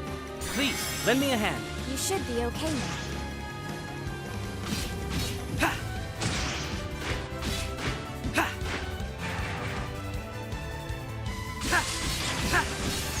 This is it. The final push. Take that. Woo. Yay, we did it. Boom, shakalaka. I knew all along you would triumph, Elliot. This one was easier than the last one. Because, like, this one did ranged attacks. And when they do ranged attacks, you know that if you close a distance... What a find! Perhaps you can form some new magicite? Oh, perhaps. So you know that if you close a distance, it's easier. Like if you get up in their face, that just makes it... There's a treasure chest. I wonder what's inside. Let's see. Show me what you've got. Ancient text. And an ancient key. Nice. A tome and a key? I wonder what the key is for. I think you've opened every door in here already. Yep. And such a curious design. I wonder indeed. So that's for the other... The keys for the other runes. No one else left behind, it seems. I'll take these back to the castle and ask Eugene to have a look at them. It's for the other runes. Please do. Dude, don't bother. I'm certain he can decipher the text. He is the kingdom's finest scholar after all. He is.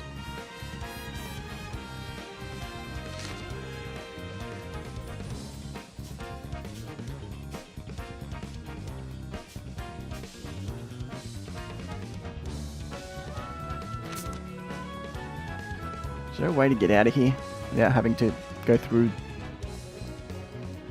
the whole dungeon again?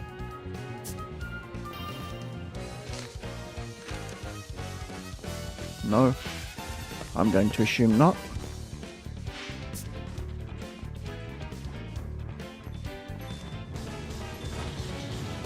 Bye.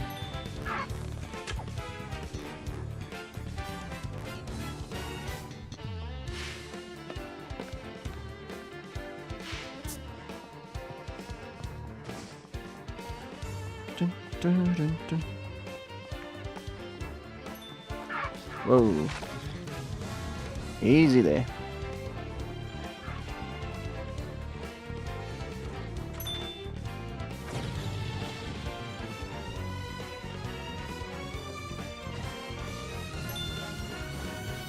I like that how you look at them in the dark and they seem like very dangerous with the eyes, and then you look at them in the light and they're just like a bunch of snails.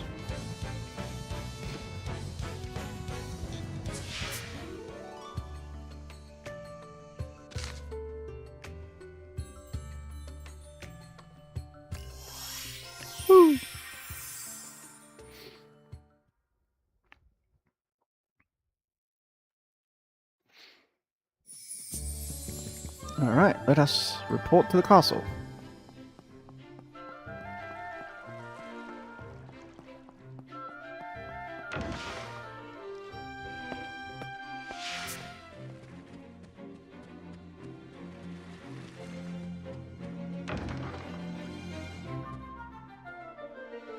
So they just chill here all day? They don't leave? It is good to see you back safe.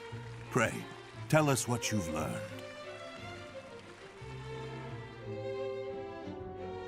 Pray. That is all, Your Majesty. That's all I've learned. Eugene, But you didn't say anything. What is written in the tome that Elliot found? The language is quite ancient, but I can make out some of it. It seems to be about a door of some sort.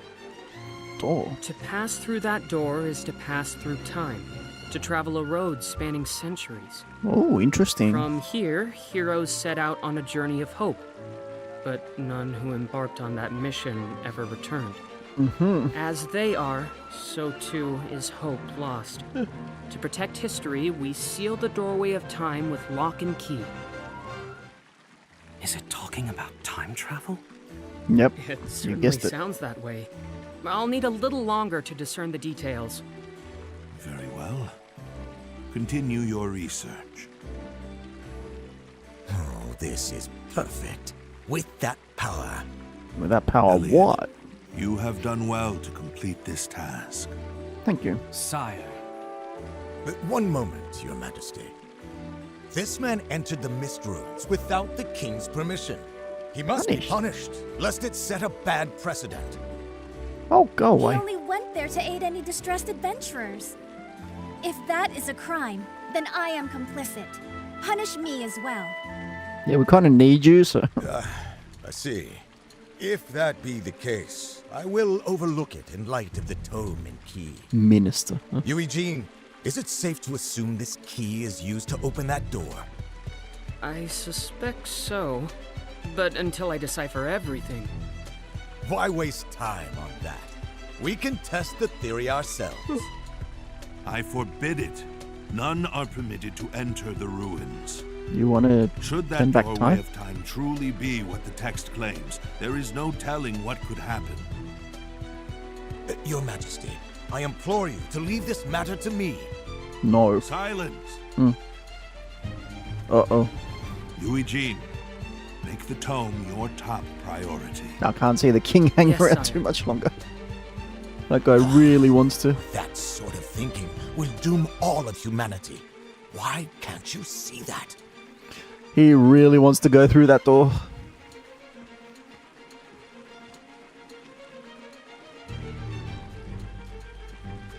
Elliot's probably thinking, that's it for me. I'm done. I can go back to my life of Now, adventuring. I suppose this is goodbye, Princess. Yes, again. Your support was of tremendous help. I cannot thank you enough.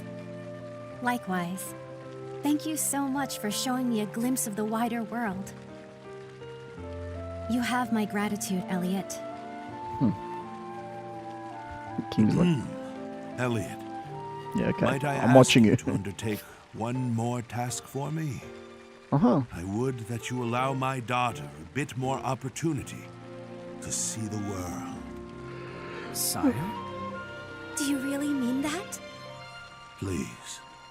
This I ask you as a father, not a king. I understand. It would be my honor to accept such a task. Oh, thank you, Father. Elliot, this adventure has made me realize just how little I know. I As don't a like her member bowl of the royal cut. family, No. As an individual, I want She's to got a learn bowl more cut. about the realm and its people. It's like, cut your hair, Would you dude. help me do this? Of course. Get a haircut. Count on me to show you a front row view of the Although I'm world. not one to talk about that. Thank you.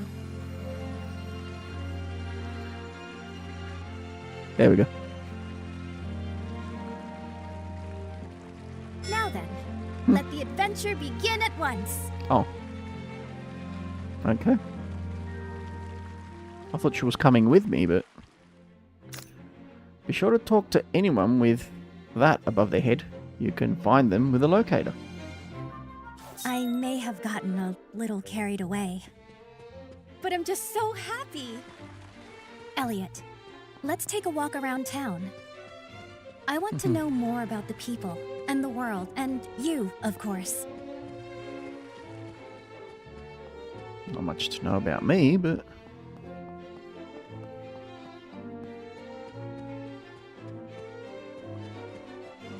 Dang it, I accidentally already explored the town.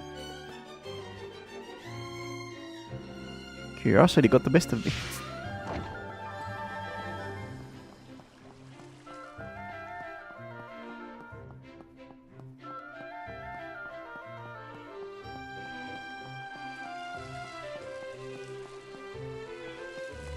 What's that sign? Oh, it's the item shop. Okay.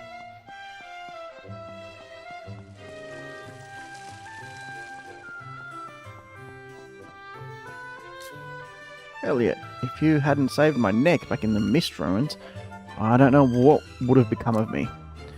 Oliver took the rear to make sure we got away. He really was a mensch. What's that? Increases size of slashes sent flying with sword attacks by 50%.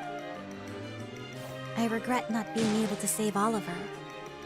Even now, it pains my heart to think about. Yep, poor Oliver.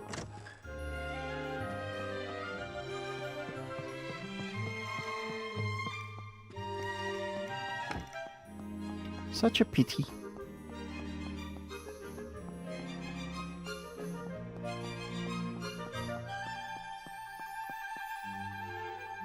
Let's see what we can do here.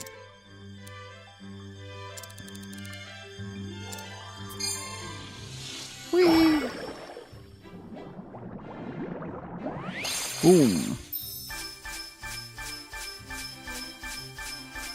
It's new magicite. Yep.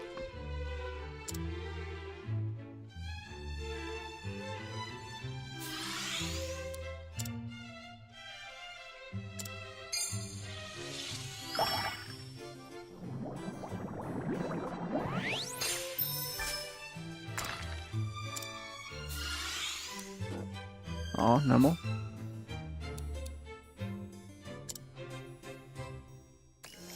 Your box for Yoink. magicite has become larger. Cool.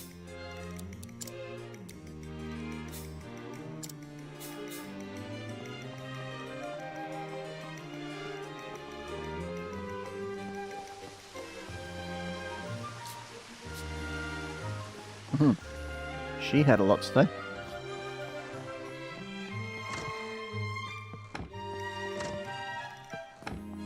Oh, that's the house with the lonely boy.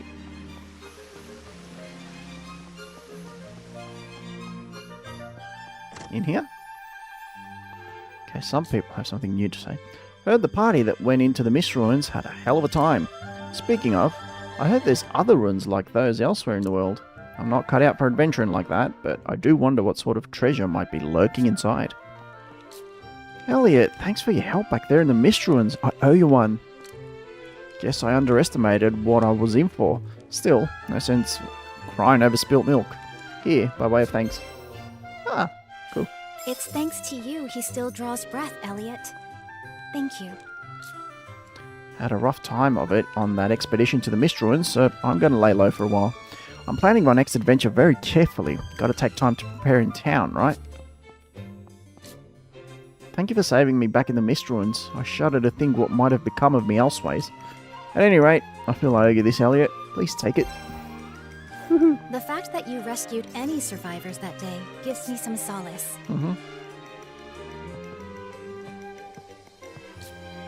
The ruins have become nothing but nests for monsters and the beast tribes. It's really put a damper on exploration. If you want to learn about history, you'd be better off poking around in the old buildings around town.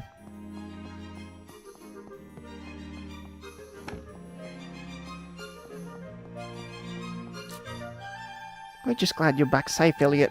Be careful out there, would ya? Wonder what's inside these new ruins. Maybe some treasure? You'll have to tell me all about your big adventure when you get back. The princess is so cool. She knows all kinds of magic. Hey, fish. Welcome in. Please, Miss What are you Leica? smiling about? I said no, and I meant it. You're still too little. What's going on, Leica? Well, look who the cat dragged in. I'm assuming you saw a nice football match last night? You can convince her. That's why you're smiling? What's he talking about? Recognize this, Elliot? Great game.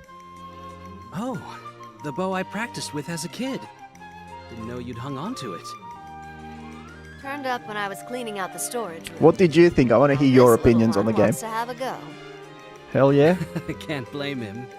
But I think you're probably a little young for that, Nick.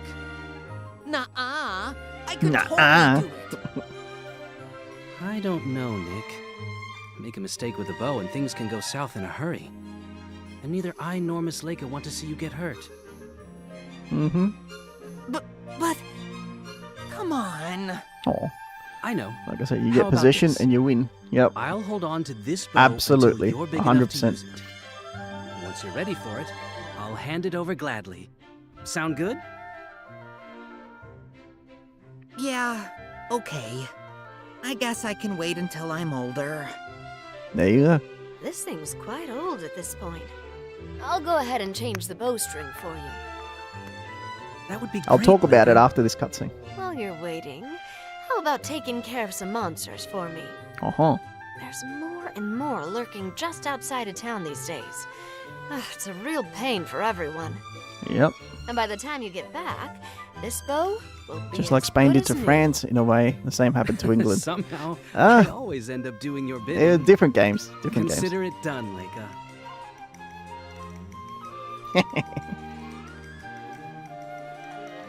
A good old bow, client Leica. Elliot takes custody of an old bow Nick's much too young for. Leica offers to repair it for Elliot in exchange for dealing with some monsters.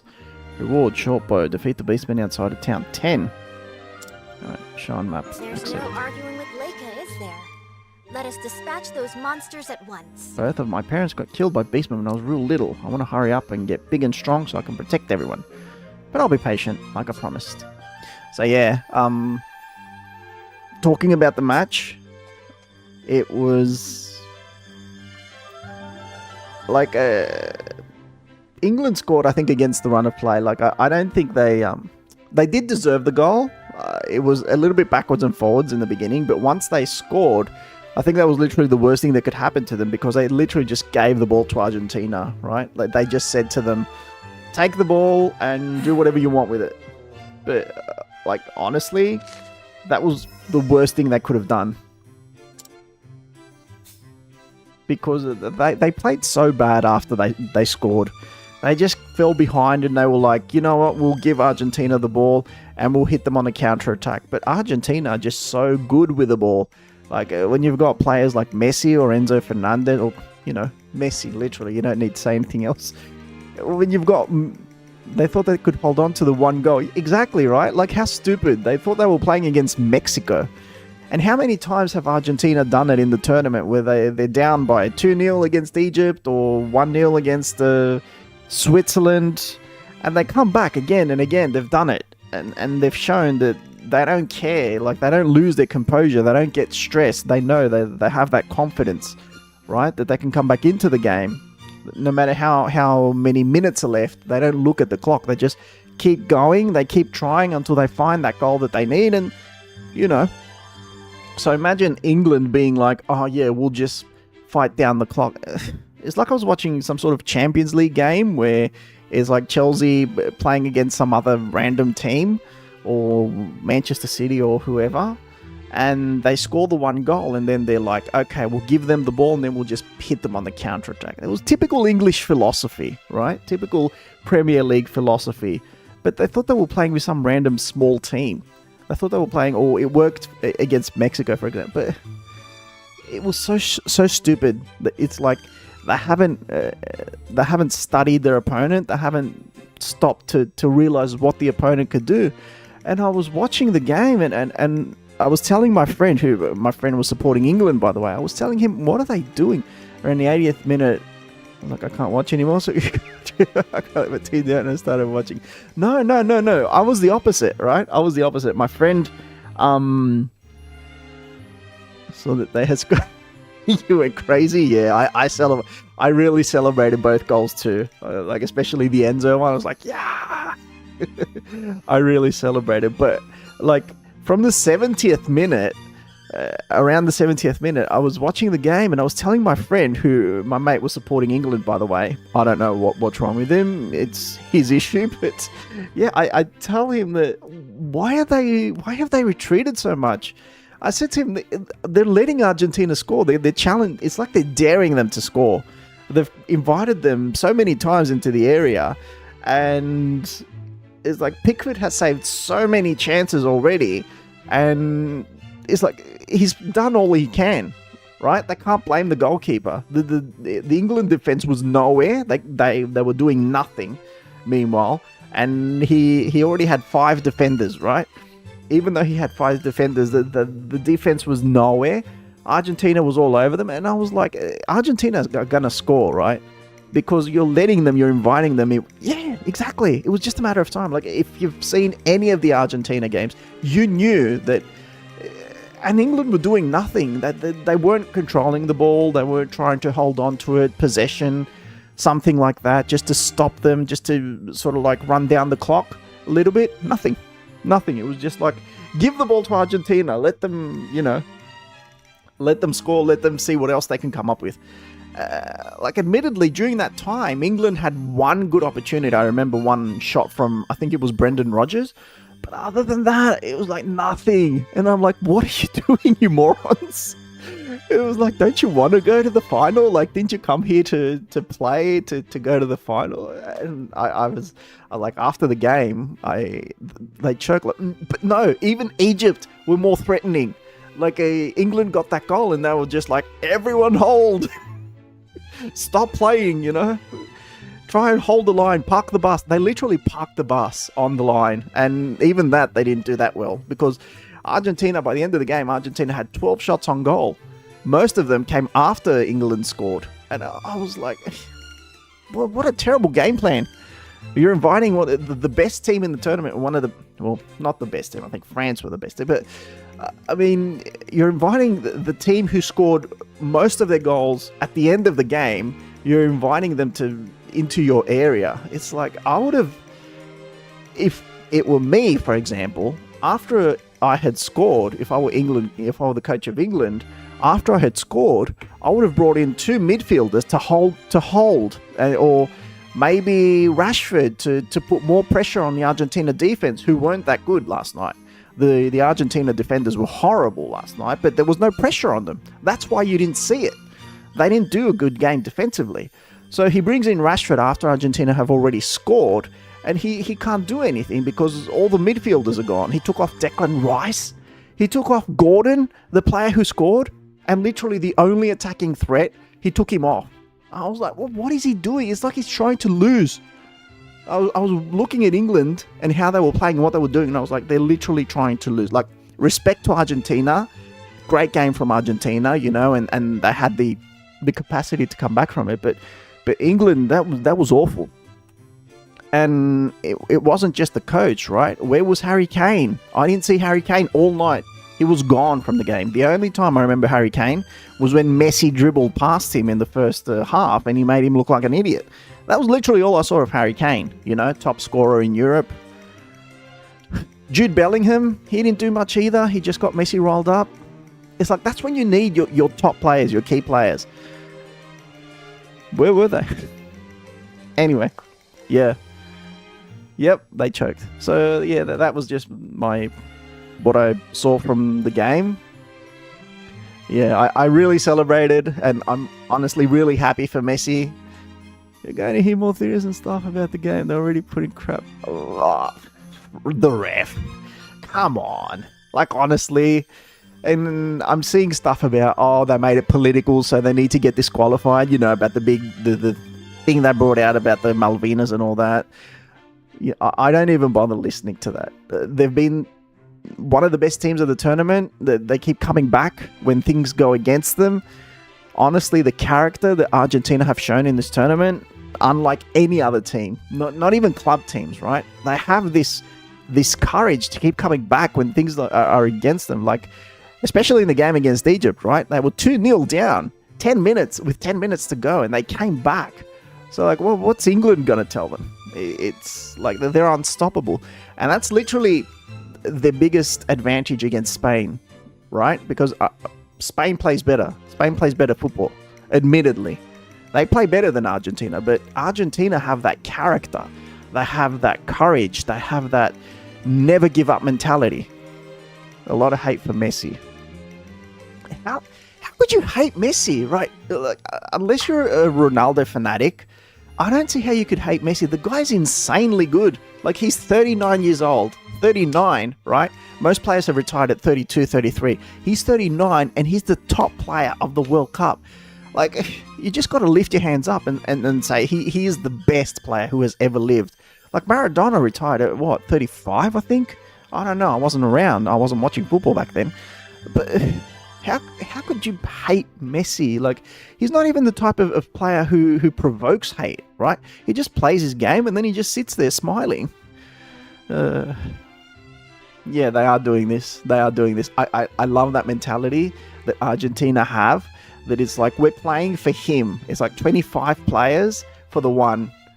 Like in the first half, when he got into a sort of like a bit of a heated argument with who was it, Anderson or Bellingham or whoever it was, all the rest of the players, the Argentina players, they get around and they're like, hey, what's up? What's up?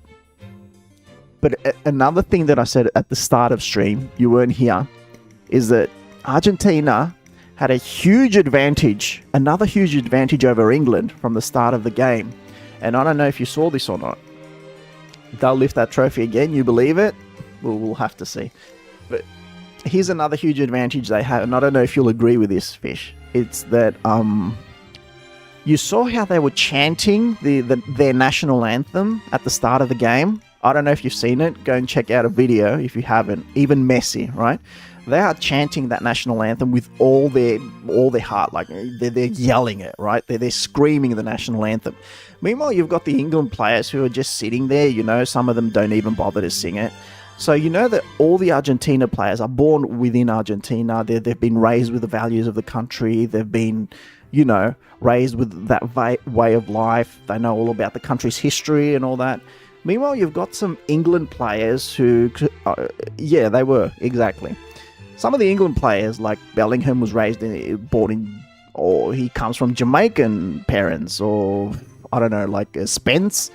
I don't know where he's from, and so you sort of like, they don't have that nationalist mentality. Not nationalist. That's a wrong. That pride for the flag, right? That pride for the emblem, for the country, right?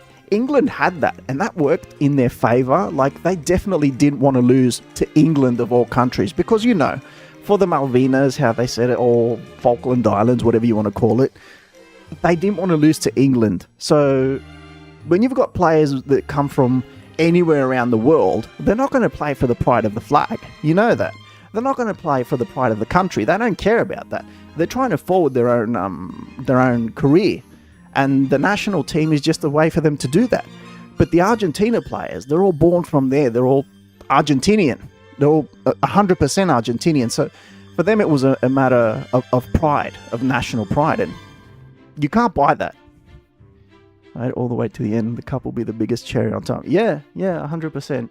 But yeah, that's what I'm saying, that they had that other advantage, that apart from wanting to reach the final and wanting to reach the cup, it was that they took it personally, that they didn't want to lose to England. Out of all teams, England was the team they didn't want to lose to. So, you know, seeing Messi so passionate, I rarely see Messi get so passionate. And, you know, he was fired up. But yeah, this is pure grit. Exactly. It was grit. The England players didn't have that. They were lacking that. They were lacking that fire. It was just, you know, follow the game plan by Tuchel, who's German, right? And, you know, everything will work out like hell. But yeah, Spain versus Argentina now. We'll have to see. I'm really excited that that's the final, because Spain are European champions, and you've got the South American champions and former world champions, so they'll be duking it out for the trophy. Yeah, I made this here. There you go. You can see it, World Cup final, and like, I try to make a prediction for the players. Like, this is a potential formation for Spain, and this is a potential formation for Argentina. I don't know. I just went based on what players have been starting throughout the group stage and the knockouts and all that. So I think this is what they'll be going with. we'll talk more about this in the coming days. But yeah. Yeah, thanks. Anyway.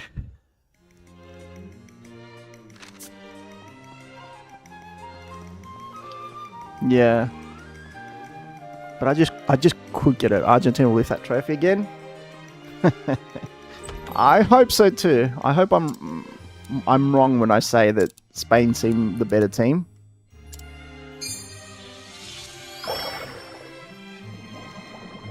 Like, Argentina have that passion, right? You formed new Magicite.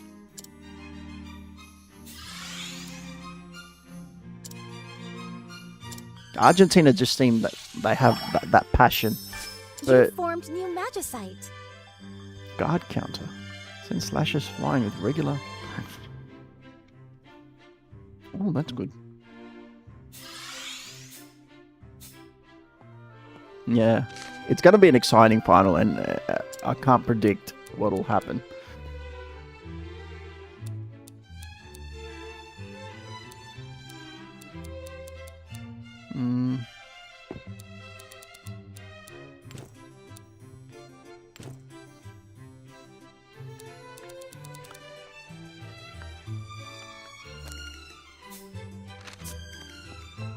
But I'm really looking forward to it. So we said about France and England. Yep. Mm-hmm. I can't imagine what she's going through right now. Ah.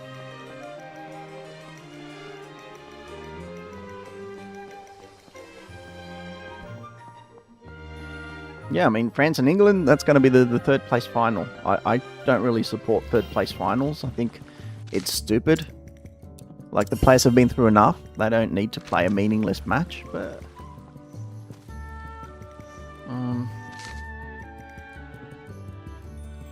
Oh, there. Okay.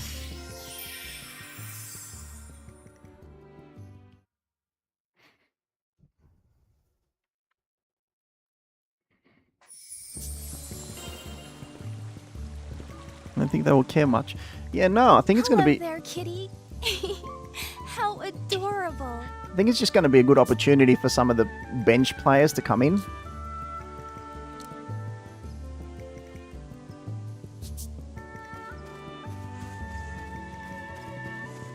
Or some of the players that didn't get much of a chance to participate, you know, throughout the tournament.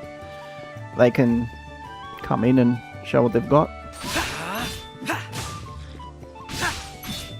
Oh, wow. Got really strong. Still wonder who's getting the Ballon d'Or. You're wondering? It's the GOAT. It's a guy who's 39 years old and he's still scoring goals. We have them on the run, Elliot. Don't stop now. Oh, but I forgot. Mbappe still has a game to play, right? He could still come out as top scorer. You weathered that beautifully. Wow, I'm getting good at this game.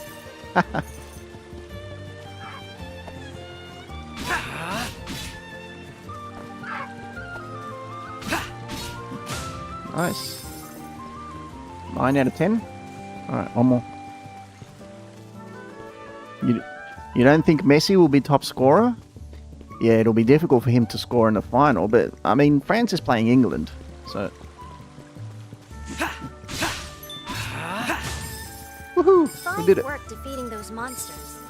I imagine Leica has fixed the bow by now. Okay, let's go back.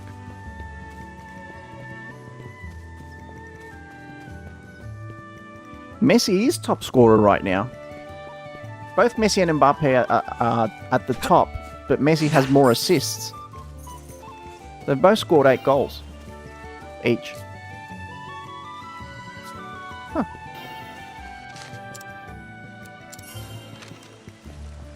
Let's go get the buff.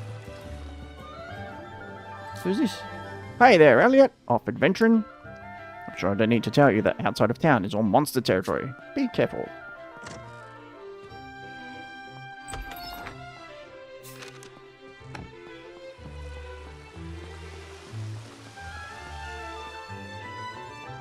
Yeah, look it up. They're both at the top. That's why I'm saying Messi is going to finish. Messi is going to win the Ballon d'Or. Especially if Argentina win the World Cup. Way to go, Mr. Adventurer. And I just finished replacing the bowstring. Because, like, it can't be anyone from Spain. Like, who from the Spain team would win the Ballon d'Or, right? Wow. This takes me back. Is that how you got to be an adventurer, Elliot? By training a whole bunch with this bow? That's right. Though, I didn't start until I was a bit older than you, Nick. Once you're big enough, this bow will be yours. And I'll even teach you how to use it. We got the bow? You mean it? You better promise. One day I'll be a big, strong adventurer just like you, Elliot. Once I've mastered this bow. Well, as your elder, I hope you'll choose a safer profession than mine. Excuse me? Who are you? LOL. You can't be the same Elliot that defied me to become an adventurer talking like that.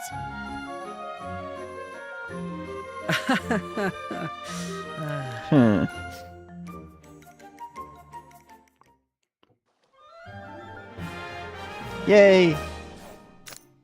Bows are perfect for striking enemies from afar. They require arrows, so keep an eye on how many you have in stock.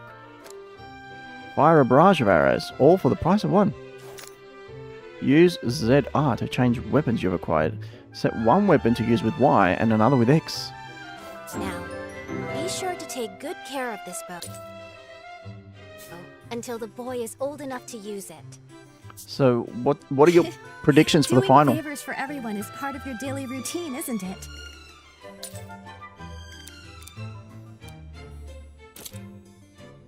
Other people may need help. Let's look for them. What do you predict, like for the final score, just for fun, you know? You understand how I felt when you said you wanted to be an adventurer. You know I support you even now, but I could do nothing but worry at first. Can't wait to grow up so I can be an adventurer like you.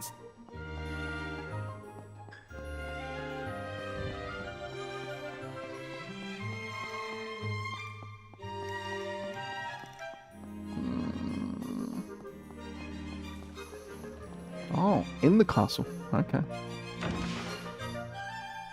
Like, for example, I predict that Spain will get the advantage, the early lead. I think that the final will go to penalty. Yeah, I was just about to say that. I think they'll be going to extra time. I don't know if they'll go to penalties. Maybe Argentina will be able to find like a late goal again. But I do think they'll be going to extra time.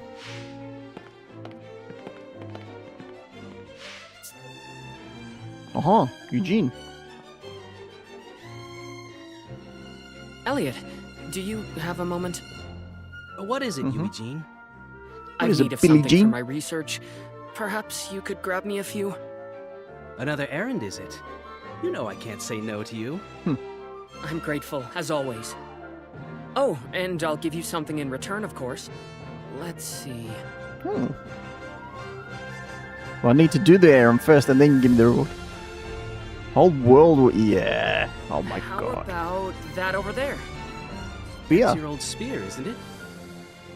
Sorry I can't offer more than a hand-me-down, but it's quite a fine spear, as you know. It must have a lot of sentimental value to you. Are you sure? There will be billions Absolutely. of people. I Billions, was never any good literally. with the thing anyhow, and it seems a shame to just leave it on display. I think it'd be much happier being of use to someone. Like, just imagine here in Australia, the game is on at 5 a.m. and we will all be watching. Keep up your end of the bargain.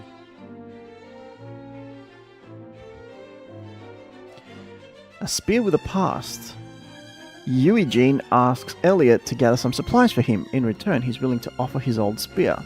Reward, sapling spear. Acquire the materials requested by Eugene. Show on map. Accept. I'm really trying to picture Eugene using a spear. And I just can't do it. 5 ain't bad. It's a lot of fun. I tell you, I had to wake up yesterday and today Just get used to something. Yeah, I haven't really slept much, but like I am feeling tired right now. But anyway.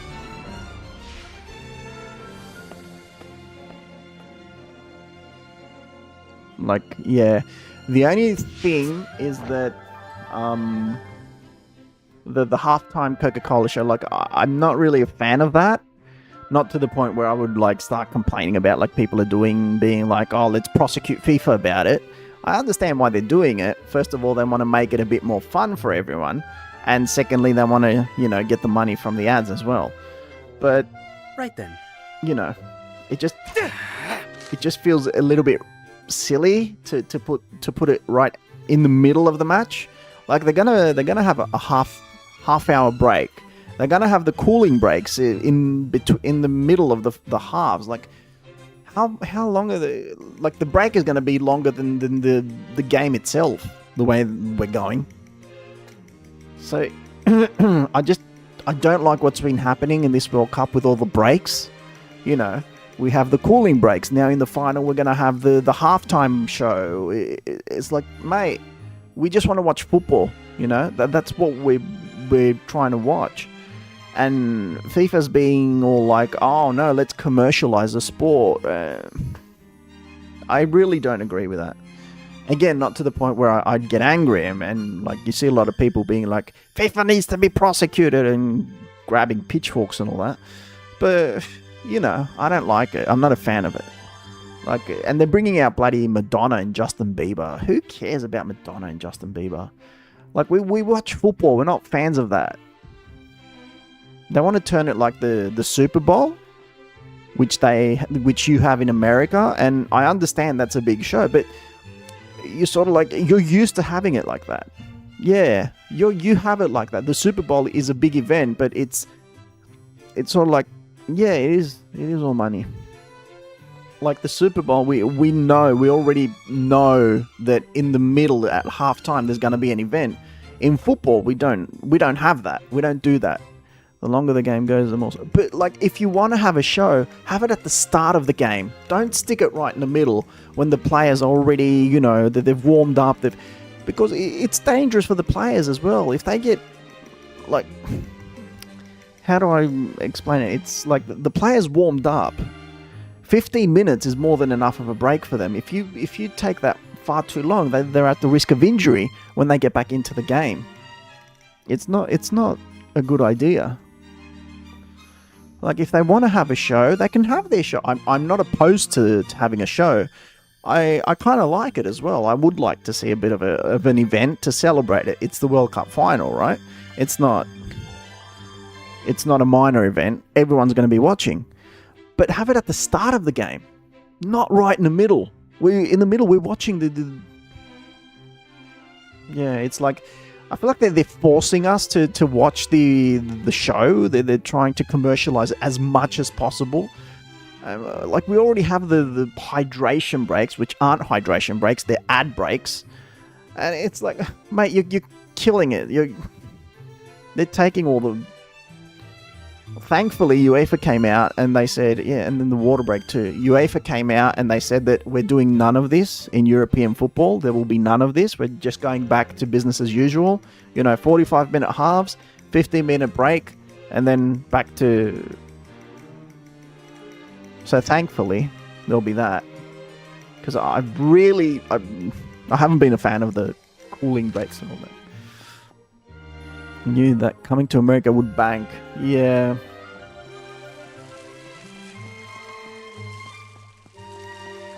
Yep, they knew that all right.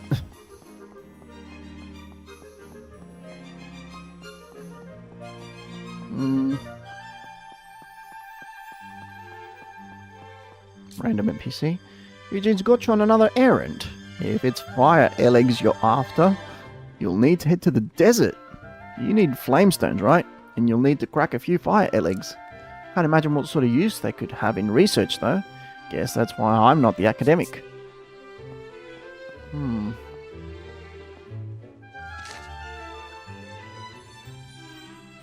So this is the desert.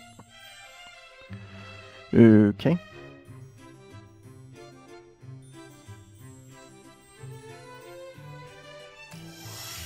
Alright, let's head here.